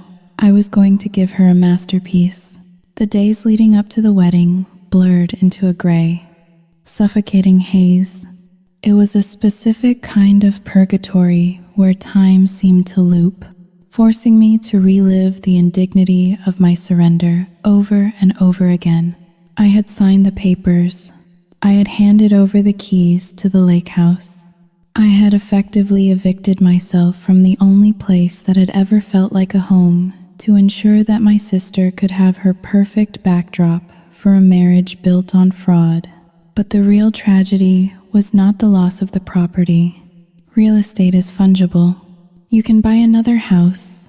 You can find another view. The tragedy was what was happening to my soul. I sat in my car outside a discount department store in Waukegan. The engine was idling, vibrating against the soles of my boots. I looked at the plastic bag in the passenger seat. Inside was a tiny navy blue suit, size 3T, a white clip-on tie, and a pair of stiff, black dress shoes that looked uncomfortable even from the outside. I was not just buying clothes. I was dressing a weapon. I felt a wave of nausea roll through me. I reached for the door handle, my fingers lingering on the cold metal. Was this who I was now? A woman who used a toddler as a pawn in a game of vengeance? I thought about Leo.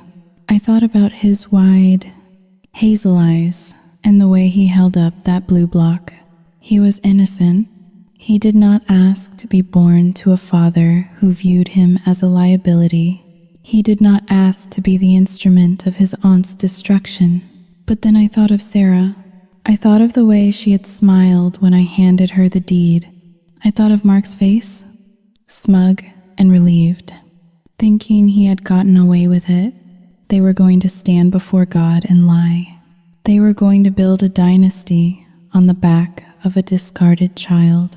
If I did nothing, Leo would grow up in poverty while his father lived in a mansion. Leo would struggle while Mark's legitimate children went to private schools and summered in Europe. That was the greater tragedy. I turned off the ignition and grabbed the bag. The hallway to Chloe's apartment smelled worse today. A mixture of damp carpet and something burning. I knocked on the door 3 times. A rhythm we had agreed upon. Chloe opened it. She looked tired. Her hair was pulled back in a messy ponytail, and there were dark circles under her eyes that no amount of drugstore concealer could hide. She ushered me inside quickly, locking the deadbolt behind me. "Did you get it?" she asked. I placed the bag on the small kitchen table. I did. Chloe reached into the bag and pulled out the tiny jacket. She held it up, smoothing the synthetic fabric with her thumb. Her hands were shaking. "He has never worn a suit before," she said softly. "He will look handsome," I said. I felt hollow saying it. Chloe looked up at me. Her eyes were filled with a mixture of fear and determination. "Are you sure this is going to work?" she asked. "Mark, Saoyu Jinghao Ling, 2 hashes greater than he can be scary when he is cornered. And your sister, Saoyu Jinghao Ling, R. Jinghao Dayu. My sister is a bully," I said, my voice hard. And bullies only understand one thing: force. I walked over to the window and looked out at the bleak parking lot below. A rusted sedan was missing a tire. A stray cat picked through an overflowing dumpster. "We are not just crashing a wedding, Chloe," I said, turning back to face her. "We are securing Leo's future. Once this is out in the open, once the shock wears off, the family will have to deal with it. My grandmother is a lot of things, but she is obsessed with bloodlines. She will not let a Vansair starve. Even if he is illegitimate, I was lying. Or at least, I was telling a version of the truth that I hoped was real. I did not know what Grandmother Eleanor would do. She might disown Mark. She might sue Chloe for extortion. But I needed Chloe to believe that there was a pot of gold at the end of this rainbow, or she would never get in the car. Chloe nodded slowly. She called Leo over from the corner where he was watching cartoons on a cracked tablet. "Come here, baby," she said. "Look what Aunt Luna brought you." Leo toddled over. He looked at the suit with suspicion. "No," he said, pointing a chubby finger at the tie. "Yes," Chloe said, her voice firm but gentle. "You are going to wear this for Daddy. We are going to see Daddy." The word hung in the air. "Daddy?" Leo's face lit up. "Daddy?" I had to look away. The hope in his voice was like a knife in my gut. He thought he was going to a reunion. He did not know he was walking into a massacre. The rehearsal dinner was held that evening at the country club. It was a subdued affair compared to the engagement party, reserved for the immediate family and the bridal party. I wore the dress Sarah had selected for me. It was a muted beige, the color of wet sand. It was unflattering, washing out my skin tone and making me look sickly. It was a deliberate choice. The maid of honor was supposed to fade into the background, a dull canvas to make the bride shine brighter. Sarah was radiant in white silk. She held court at the head of the table, laughing too loudly at Uncle Robert's jokes, her hand constantly resting on Mark's forearm. Mark looked relaxed. The tension I had seen in his shoulders days ago was gone. He thought the threat was neutralized.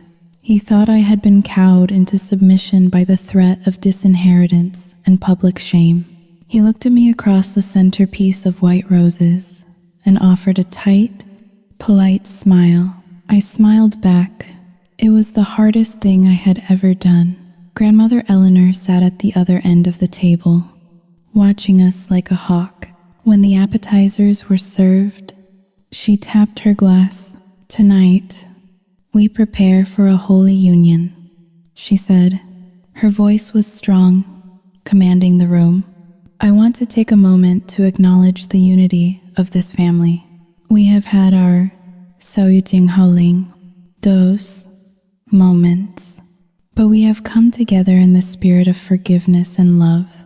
She looked directly at me. "Luna has stepped up to support her sister," Eleanor said. "She has given a generous gift to the couple to help them start their new life. A gift that symbolizes sacrifice." Everyone clapped. Sarah reached over and squeezed my hand.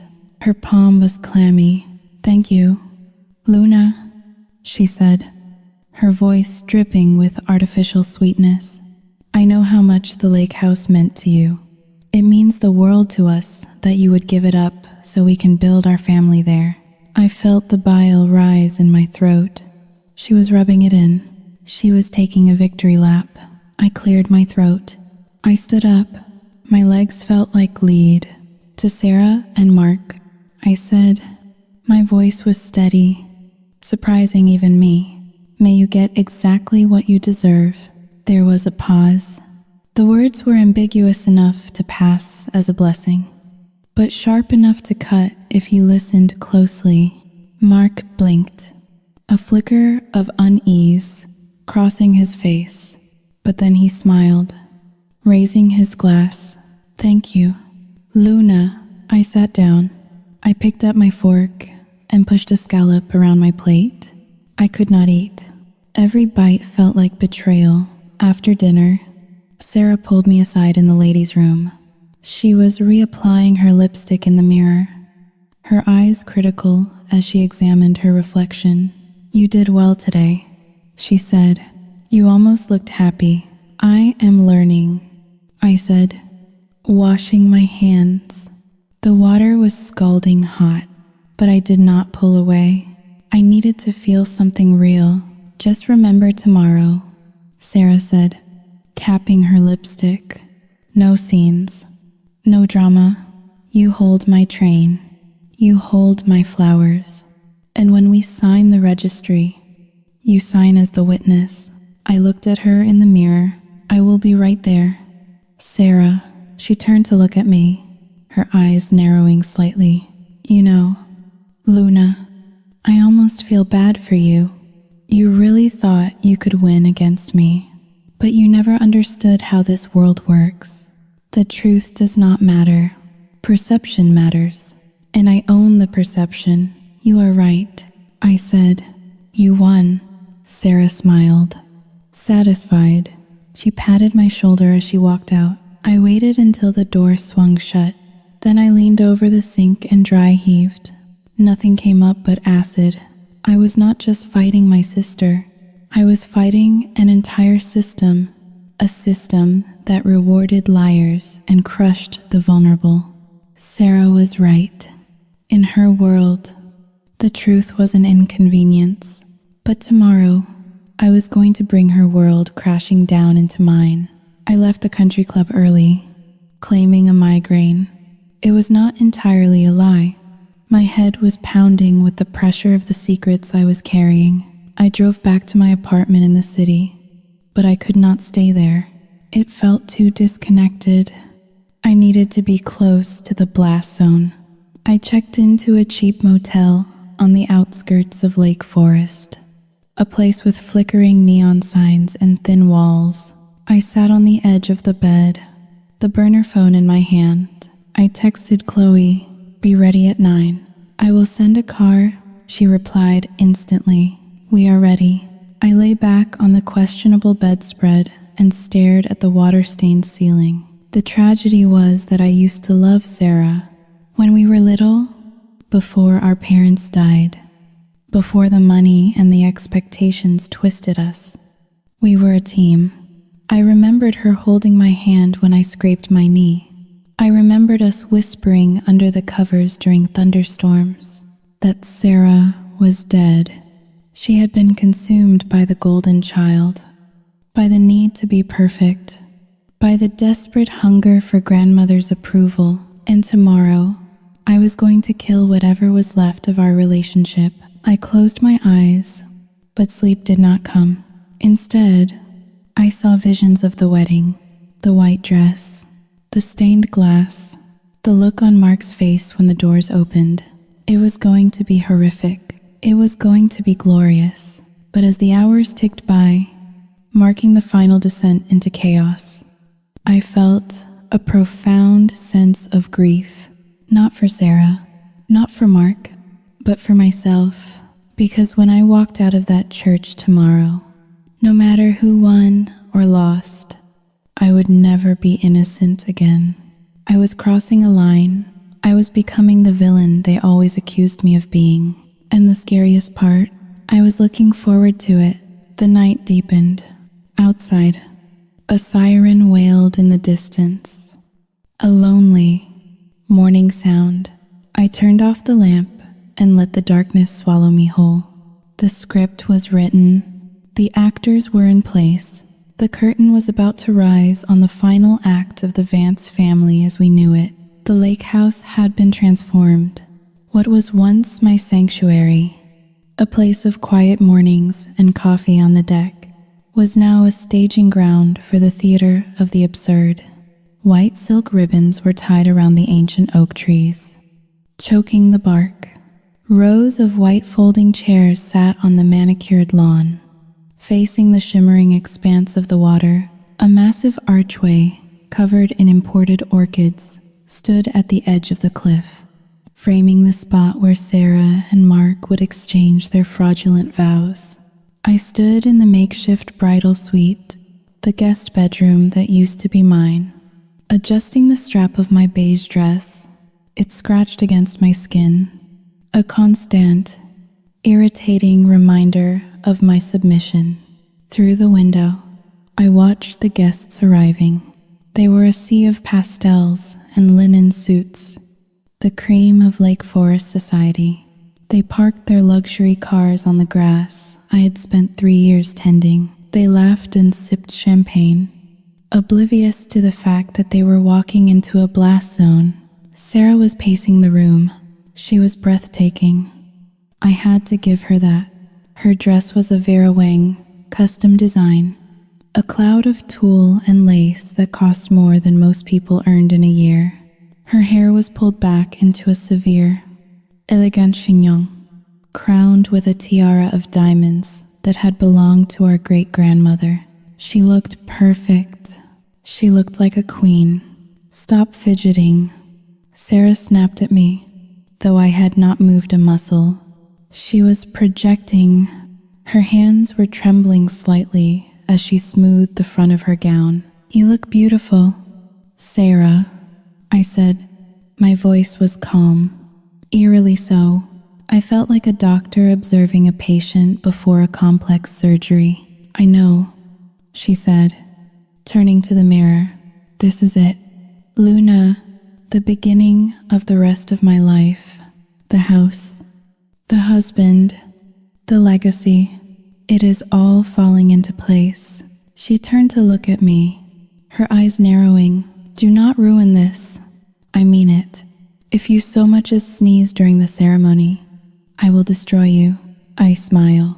It was a soft, submissive smile. "I will be silent as the grave." The ceremony began at 4 o'clock.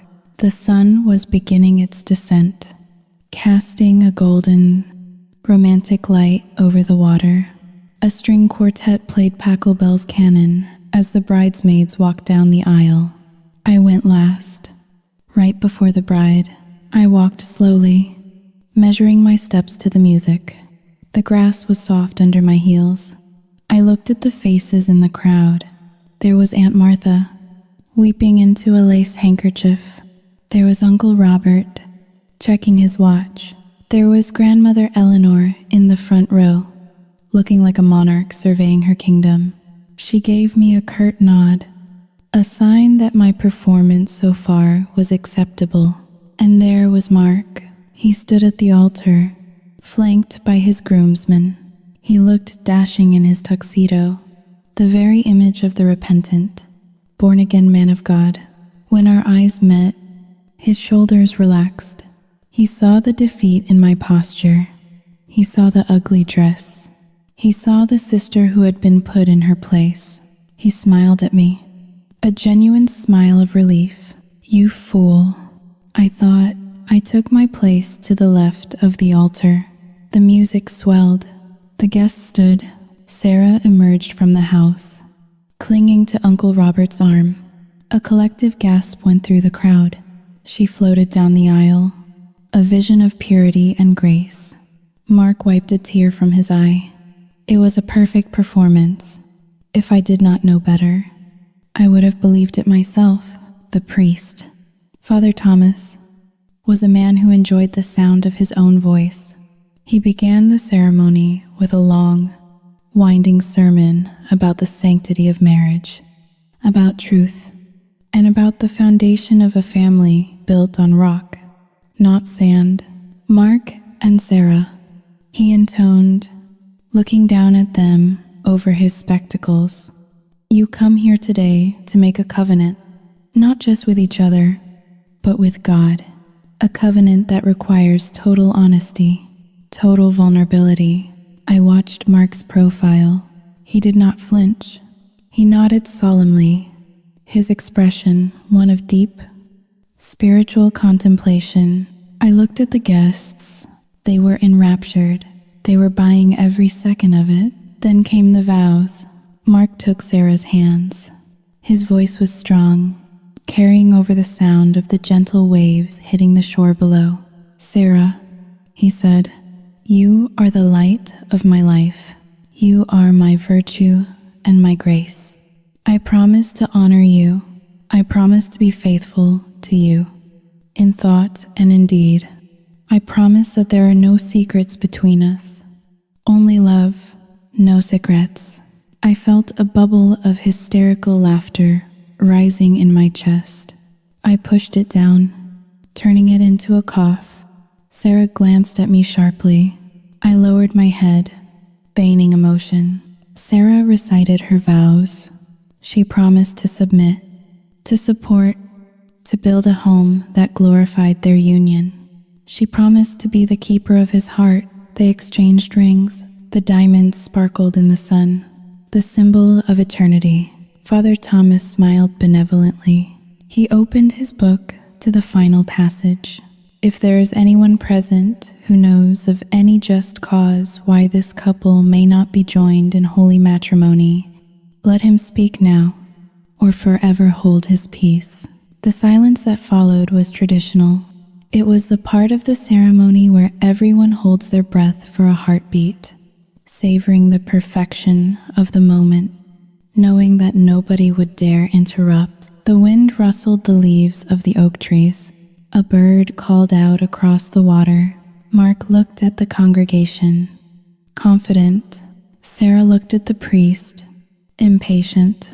I looked at my watch. It was 4:22. And then I heard it, the sound of the heavy iron gate at the top of the driveway creaking open. It was distant, but in the hush of the ceremony, it was audible. A few heads in the back row turned. I did not move. I kept my eyes on the floor, counting the seconds. 1, 2, 3. The sound of footsteps on the gravel, not the heavy tread of a late guest, but the click of heels and the scuff of small shoes. Father Thomas hesitated. He looked up, his eyes widening slightly as he looked past the couple.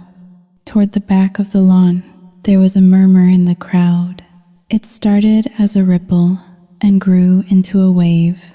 People were turning around. Whispers broke out, sharp and confused. Sarah turned her head, annoyed by the disruption. Mark followed her gaze.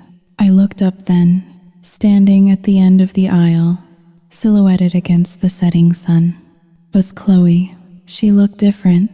She had washed her hair and styled it. She wore a simple, clean dress that I had not bought for her, something she must have found at a thrift store. She stood tall, her chin lifted in defiance, and holding her hand was Leo. He looked adorable in the little navy suit. His hair was combed to the side, exactly the way Mark wore his. He was clutching a small toy car, looking around at the sea of strangers with wide, frightened eyes. The silence that fell over the lawn was absolute. It was heavier than the silence of the ceremony. It was the silence of a vacuum, sucking the air out of the world. Mark's face went slack. The color drained from his skin so fast it looked like the blood had simply evaporated. He dropped Sarah's hand. Sarah froze. She stared at Chloe, and then her eyes dropped to the child. I saw the recognition hit her. She knew about the boy, but she had never seen him. Seeing the abstract concept of an illegitimate child turn into a living, breathing boy with her fiancé's face was a different kind of reality. Chloe began to walk. She did not run. She did not scream. She walked slowly down the center aisle, holding Leo's hand. The guests parted for her, too shocked to stop her. They stared at the boy, then back at Mark, connecting the dots in real time. The resemblance was undeniable. It was genetic evidence, walking on two legs. Who is that? Someone whispered loudly. Is that Xiao Yuting Haoling? 2 hashes greater than is that Mark's? Another voice hissed. Mark took a step back, stumbling slightly. No, he whispered. No. Chloe stopped 10 feet from the altar. She looked at Mark. She did not look angry. She looked exhausted. You forgot to invite us. Mark, she said. Her voice was not loud, but in the acoustic bowl of the lawn, it carried perfectly. Leo looked up at Mark. He recognized the face from the few times Mark had bothered to visit, or perhaps from photos. He let go of Chloe's hand and took a wobbly step forward. Daddy, he chirped. The word was a grenade. It detonated in the center of the wedding party. Aunt Martha gasped, clutching her pearls. Grandmother Eleanor stood up slowly, her face turning a terrifying shade of purple. Her hand went to her chest. "Mark," Chloe said, ignoring the gasps. "Leo has been asking where you went. You promised you would come back." Mark looked around wildly, like an animal caught in a trap. He looked at Sarah. "Sarah, I can explain," he stammered. His voice was high and pathetic. "It is not what it looks like. She, Xiao Yu Jinghao Ling, Tuhash, is greater than she is stalking me. I do not know who that child is." I stepped forward then. I moved smoothly, inserting myself into the chaos. "Stop it, Mark," I said. My voice was calm, cutting through his panic. I turned to the guests. I turned to Grandmother Eleanor. "This is Leo," I announced. "He is 3 years old. He is Mark's son. Mark has been paying Chloe hush money for 6 months to keep him a secret so he could secure the inheritance." "Liar," Sarah shrieked. She spun on me, her face twisted into a mask of pure hatred. "You did this? You brought them here. You are ruining my day." She did not deny the child. She did not ask Mark for the truth. She attacked the messenger. I looked at Sarah calmly. "I did not father a child and abandon him. Sarah, I did not cut off his food money to pay for your flowers." I reached into the pocket of my dress, the dress she made me wear, and pulled out the folded paper I had printed earlier.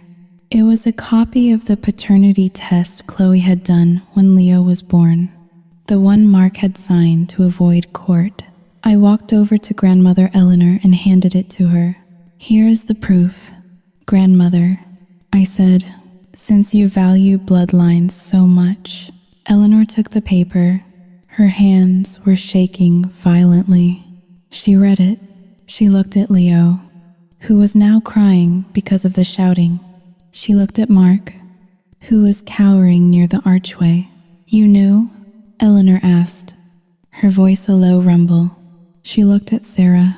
"You knew about this abomination?" Sarah's eyes darted around. She was losing control. The narrative was slipping through her fingers like sand. "Grandmother, listen to me," Sarah pleaded, grabbing Eleanor's arm. "It was in the past. We handled it. Mark is a good man. He just made a mistake. We can fix this. We can pay her to leave." "Pay her to leave?"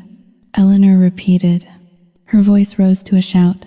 "You are standing at the altar of God, about to take a holy sacrament, and you are negotiating hush money for a bastard child?" "Grandmother," Mark shouted, trying to regain control. "Please, that woman is a whore. She trapped me." Chloe stepped forward. She slapped Mark. The sound was crisp and satisfying. "Do not call me that in front of our son," she said. The chaos erupted. Guests were standing up, shouting questions. Phones were out, recording the meltdown. The videographer, who I had tipped extra to keep rolling no matter what, was capturing every second of the destruction. Sarah stood in the center of the storm, her hands clenched into fists at her sides. She was not crying. She was vibrating with rage. She looked at the ruined ceremony, the shocked guests, the sobbing toddler. She turned to Mark. "You idiot," she hissed. "You incompetent, stupid idiot. You told me you took care of it."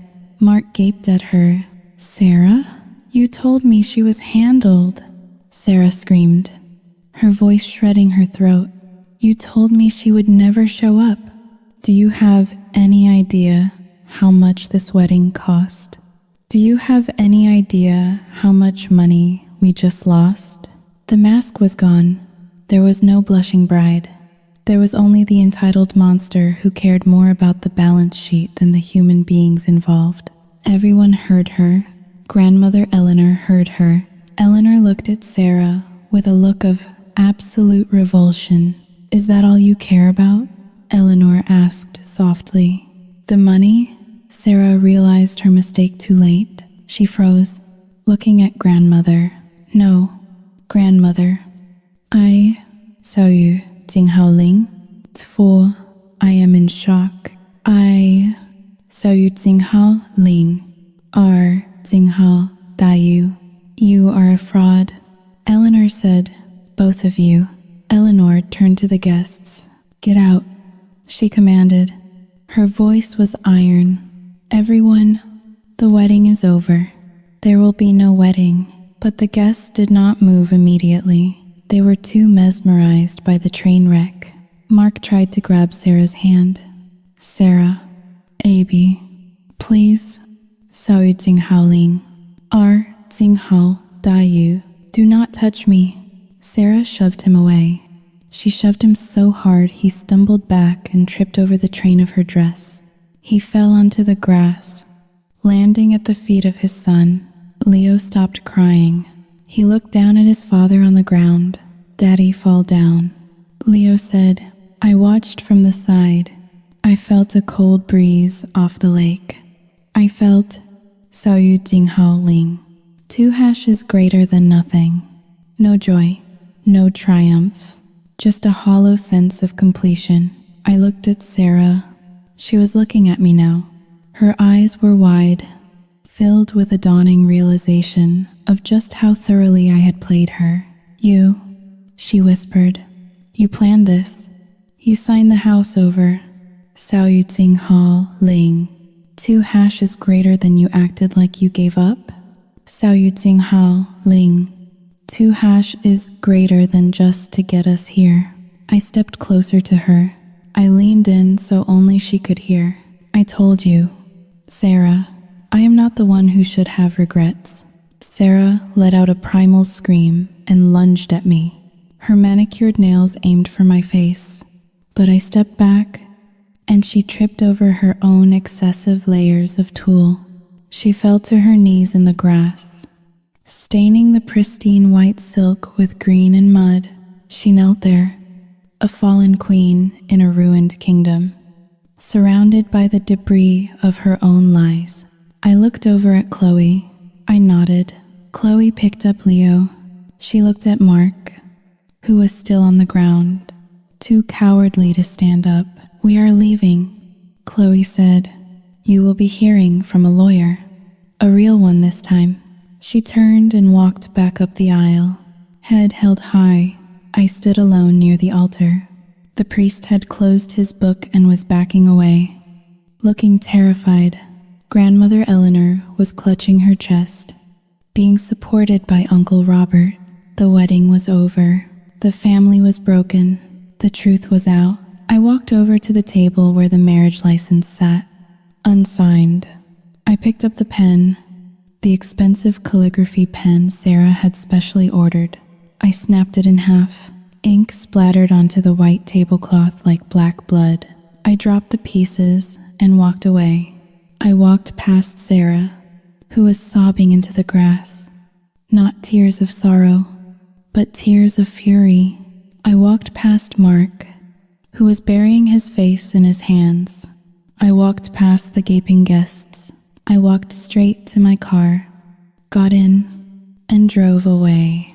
I did not look back at the lake house. It was not my house anymore. It was a crime scene. The internet does not sleep. It does not forgive. And as I discovered sitting in a 24-hour diner on the outskirts of Chicago, it moves faster than any judgment of God. I sat in a red vinyl booth that smelled of stale grease and lemon cleaner, nursing a cup of coffee that had gone cold an hour ago. My phone lay on the Formica table, buzzing incessantly. It was vibrating so hard it was slowly dancing across the surface, moving toward the edge as if it wanted to jump and end its own misery. I picked it up.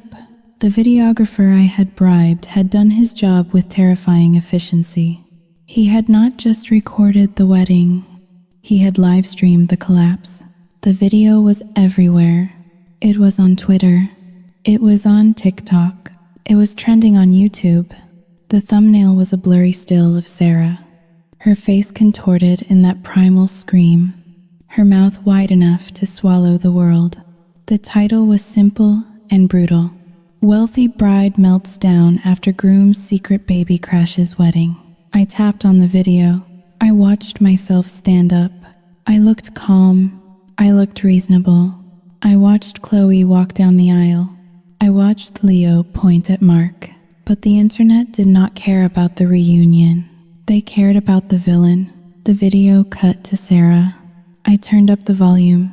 Her voice screeched through the tiny speaker. Tinny and sharp. Do you have any idea how much money we just lost? I scrolled down to the comments. There were thousands of them. Imagine seeing a 3-year-old kid and your first thought is the deposit on the venue. Trash. She deserves to be alone. Team baby mama. The way she shoved him? That is assault. She is lucky she is rich. Rich? Not for long. Look at the grandmother's face. That old lady is about to cut the cord. I put the phone down. A strange sensation settled in my stomach. It was satisfaction. Yes, but it was cold and heavy, like swallowing a stone. I had wanted to expose them. I had wanted to strip away the veneer of perfection. But I had not anticipated the sheer voracity of the public appetite. They were feasting on my sister's carcass, picking the bones clean before the body was even cold. My phone buzzed again. This time, it was a call. It was the family lawyer. Mr. Henderson. I hesitated, then swiped to answer. Luna. His voice was clipped, professional, and devoid of warmth. I assume you have seen the news. I have. I said, your grandmother is currently at Northwestern Memorial Hospital. He said, it was a mild cardiac event. She is stable, but she is furious. Is she asking for me? I asked. No. Henderson said, she is asking for damage control. But frankly, the damage is catastrophic. The Vance name is trending for all the wrong reasons. The church has already issued a statement distancing themselves from Mark. And Sarah? I asked. Sarah is Xiaoyu Jinghaoling. 2# is greater than unavailable. He said diplomatically. She is at the estate. The paparazzi are camped outside the gates. She cannot leave. I looked out the window of the diner. The parking lot was empty, bathed in the sickly yellow glow of a street lamp. I was free. I could go anywhere. Sarah was a prisoner in the very castle she had fought so dirty to acquire. There is one more thing. Henderson said, your grandmother has instructed me to draft a new will. Immediately, I waited. I expected the hammer to fall on me. I expected to be disinherited for causing the scene. She is invoking the morality clause. Henderson continued, Mark is out, obviously, but Sarah, Xiaoyu Jinghao Ling, 2# is greater than Eleanor views Sarah's behavior, specifically the financial outburst caught on camera, as a gross violation of family values. She believes Sarah was complicit in a deception that embarrassed the family name. So she is out? I asked. She is being removed as the primary beneficiary. Henderson said, the majority of the estate, including the trust control, is being redirected to whom? To charity. Henderson said, and a small stipend for maintenance. But the dynasty is effectively over. Eleanor says she has no heirs worthy of the name. He paused. She did not mention you. Luna, I think, for now, being forgotten is the best you can hope for. Thank you, Mr. Henderson. I hung up. I sat there for a long time. The dynasty was over. Grandmother Eleanor, the woman who had spent 50 years building a fortress of reputation, had torched it all rather than let a scandalized granddaughter inherit. It was the ultimate act of old money preservation. If the fruit is rotten, burn the tree. I paid for my coffee with a $5 bill and walked out to my car. The drive back to my apartment was surreal. I passed electronic billboards that usually advertised insurance or cars. One of them was flashing a news alert. Local socialite wedding disaster. Viral video sparks debate on wealth and morality. We were the debate. We were the cautionary tale. When I got to my apartment, I opened my laptop. I needed to see the extent of the damage to Mark. It was worse than I thought. Mark worked, or used to work, for a boutique investment firm in the city. Their website was down, likely crashed by traffic, but their Twitter feed was active. We are aware of the video circulating involving one of our junior associates. We want to make it clear that our firm values integrity and family above all else. Effective immediately. Mark Miller is no longer employed with us. He had lost his job in less than 6 hours. I went to his Instagram. He had not deleted it yet, which was a mistake. The comments on his purity and faith posts were a bloodbath. People were posting clown emojis. People were tagging the Internal Revenue Service. People were tagging Child Protective Services. Nice purity ring. But oh, does it come in toddler size? Jesus sees your secret bank account. I closed the laptop. This was what I wanted. I told myself that this was justice. Mark had abandoned a child. Sarah had enabled him. They deserved to lose everything. But why did the apartment feel so quiet? I walked into the kitchen and poured a glass of wine. My hands were steady, but my mind was racing. I kept hearing Sarah's voice in my head. Not the screaming monster from the wedding, but the sister from a decade ago. Luna, look what I made.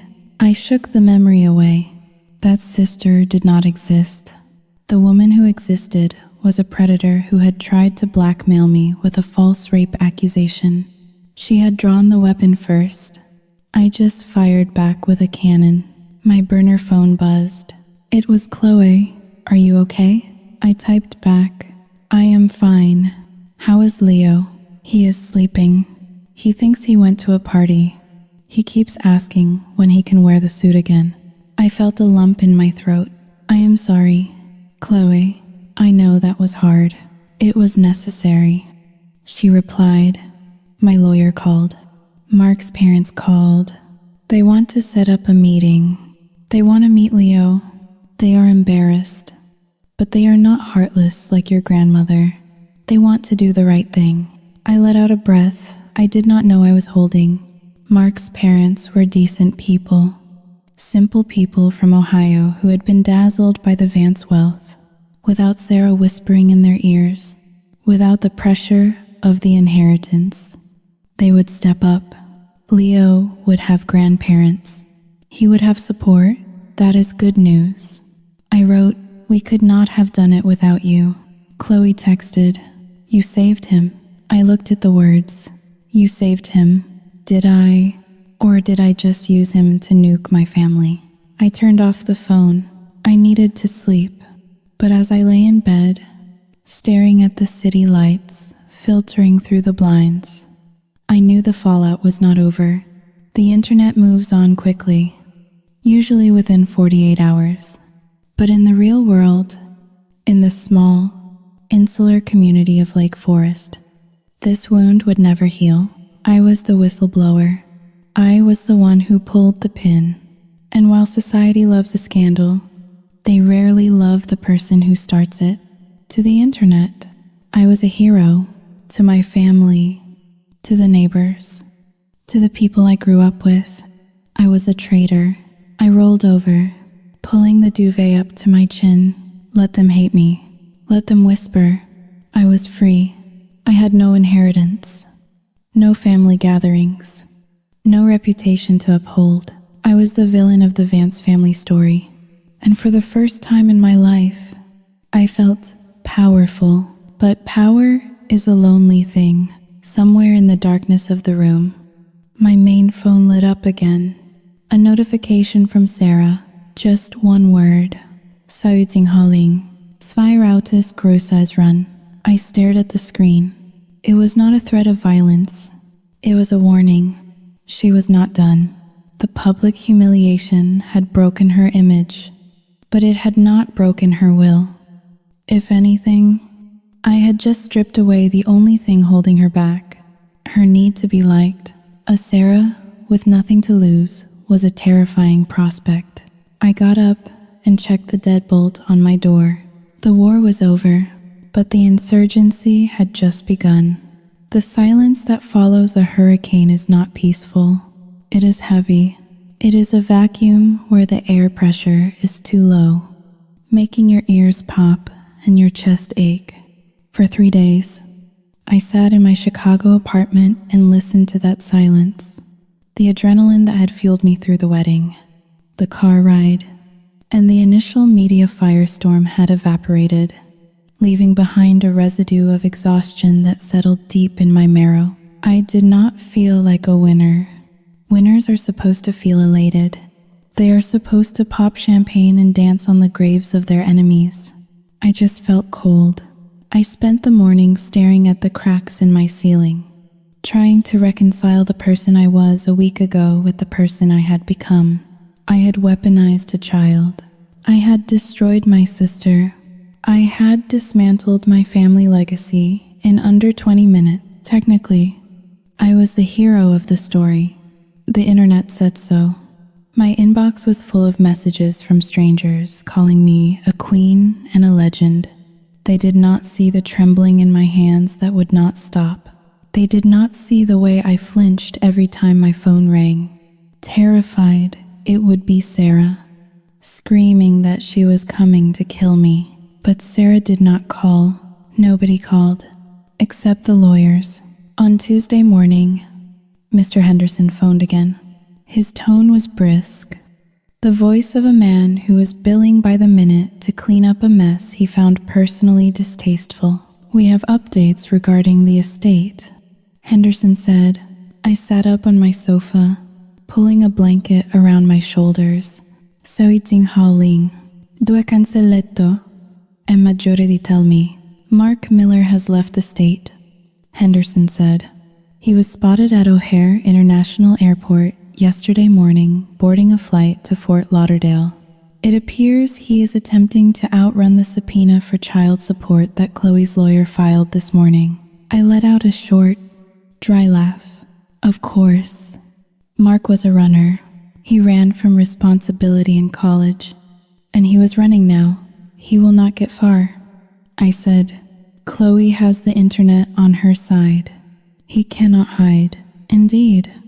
Henderson replied, uninterested in moral victories. As for your sister, Saudinghaling, 2# is greater than the situation is more complex. Sarah is currently facing a lawsuit from the wedding vendors. Apparently, in her rage, she destroyed several $1,000s worth of rental equipment. The lighting rig, specifically in the house, I asked, the question that had been gnawing at me. I had signed the deed. I had given it away. Henderson cleared his throat. That is the matter I needed to discuss. Your grandmother instructed me to review the transfer documents you signed. My stomach dropped. Saudinghaling, 2# is greater than and. She never countersigned them, Henderson said, and she never filed them with the county clerk. As far as the law is concerned, the transfer of the lake house was a conditional gift based on the completion of a marriage rite. Since the marriage did not occur, and since Eleanor has no desire to reward Sarah, the document has been shredded. I gripped the phone. So the house, Saudinghaling, R. Jinghaodayu, is still yours. Luna, free and clear. I hung up the phone and walked to the window. The city below was gray and indifferent. The house was mine, the one thing Sarah wanted more than anything, the asset she had blackmailed me for, the stage she had built for her triumph. Saudinghaling, 2 hashes greater than it was back in my hands. It felt like a cosmic joke. I had the house, but I had no family to fill it. I drove up to the lake house that afternoon. I needed to see it. I needed to see the wreckage. The gates were open. The paparazzi had finally moved on, chasing the next scandal, leaving only tire tracks on the muddy verge. I drove up the long gravel driveway, the stones crunching under my wheels like accusations. The lawn was a disaster. The white folding chairs were scattered like teeth knocked out of a giant's mouth. Some were overturned. Some were broken. The white silk ribbons on the oak trees were tattered, flapping dismally in the wind.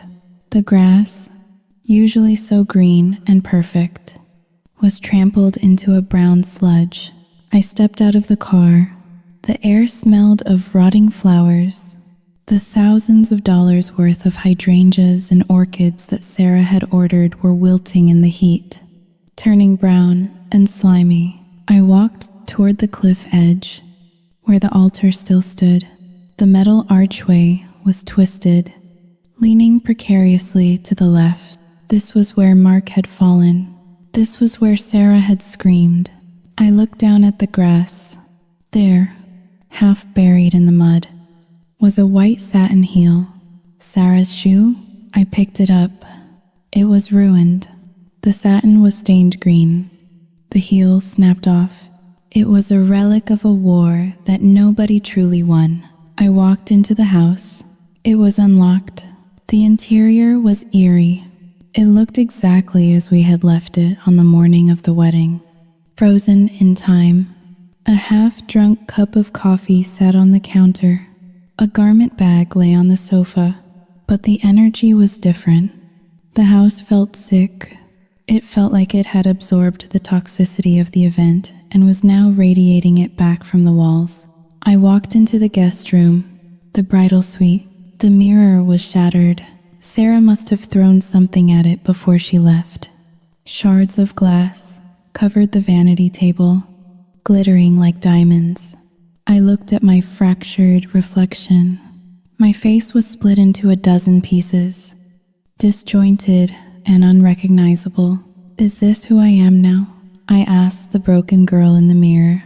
I had exposed the truth. Yes, I had saved Leo from being a secret.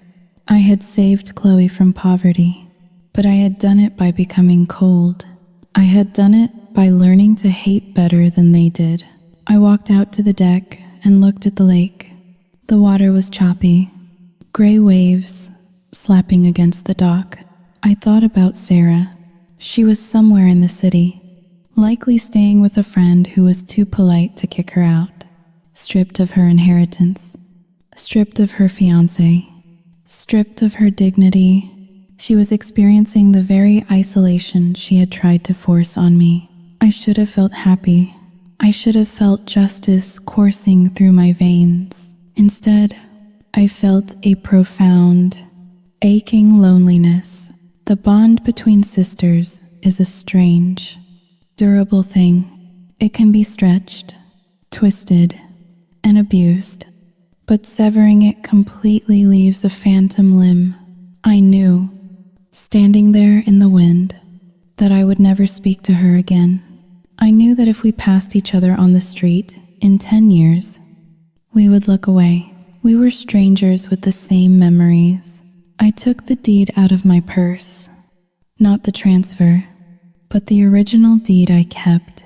I looked at my name on the paper, Luna Vance. It was just a piece of paper.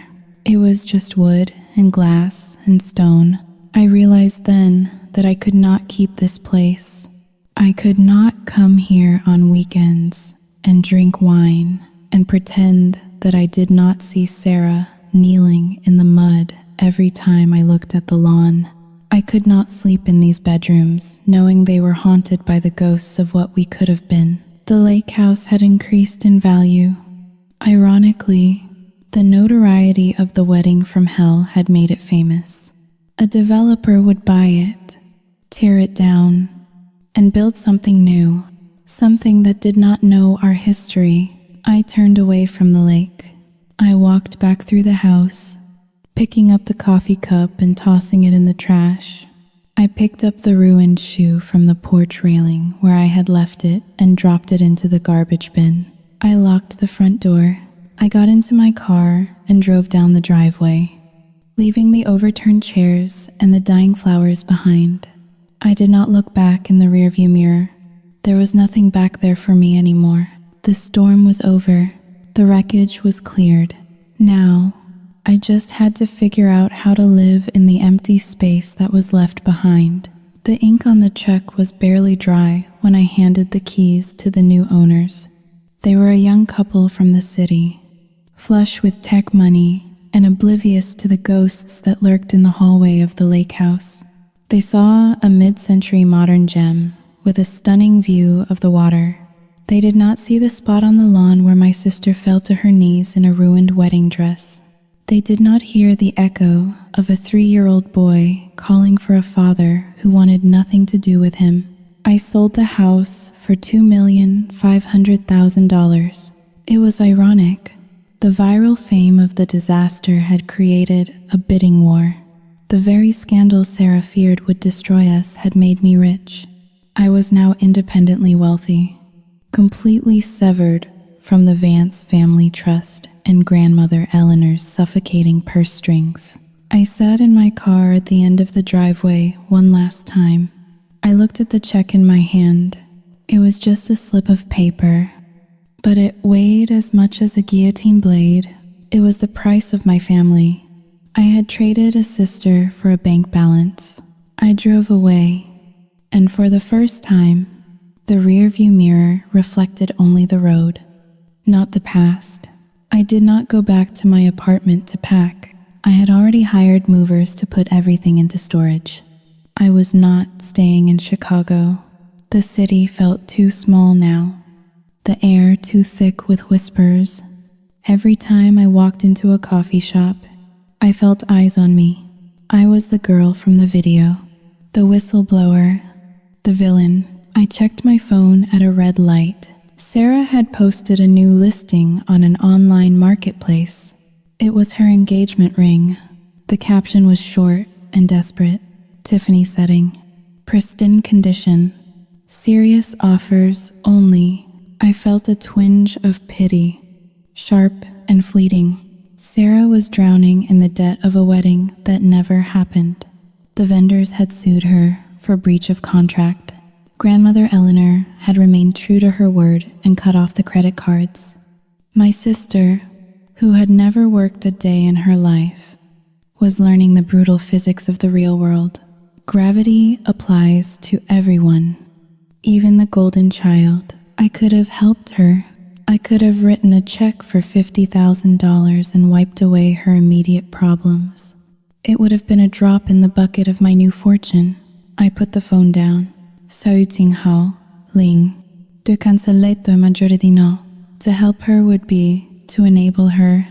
To help her would be to apologize for the truth. Sarah needed to hit the bottom so she could finally learn how to stand up on her own 2 feet. I drove to O'Hare International Airport.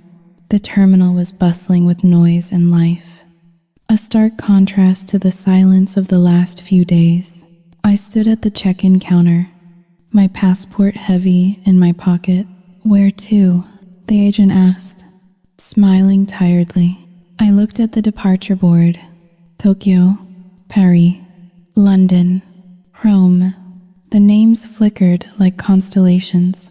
I had spent my entire life in the orbit of Lake Forest, rotating around the dark sun of my grandmother's approval. I had never gone further than the state line without permission. "Anywhere," I said. I booked a one-way ticket to Italy. It sounded far enough. As I sat at the gate, waiting for boarding group 1, I thought about Mark. Chloe had texted me that morning. Mark's parents had flown in from Ohio. They met Leo. They cried. They set up a college fund. Mark was in Florida, working under the table at a bar to avoid the garnishment order. But he could not run forever.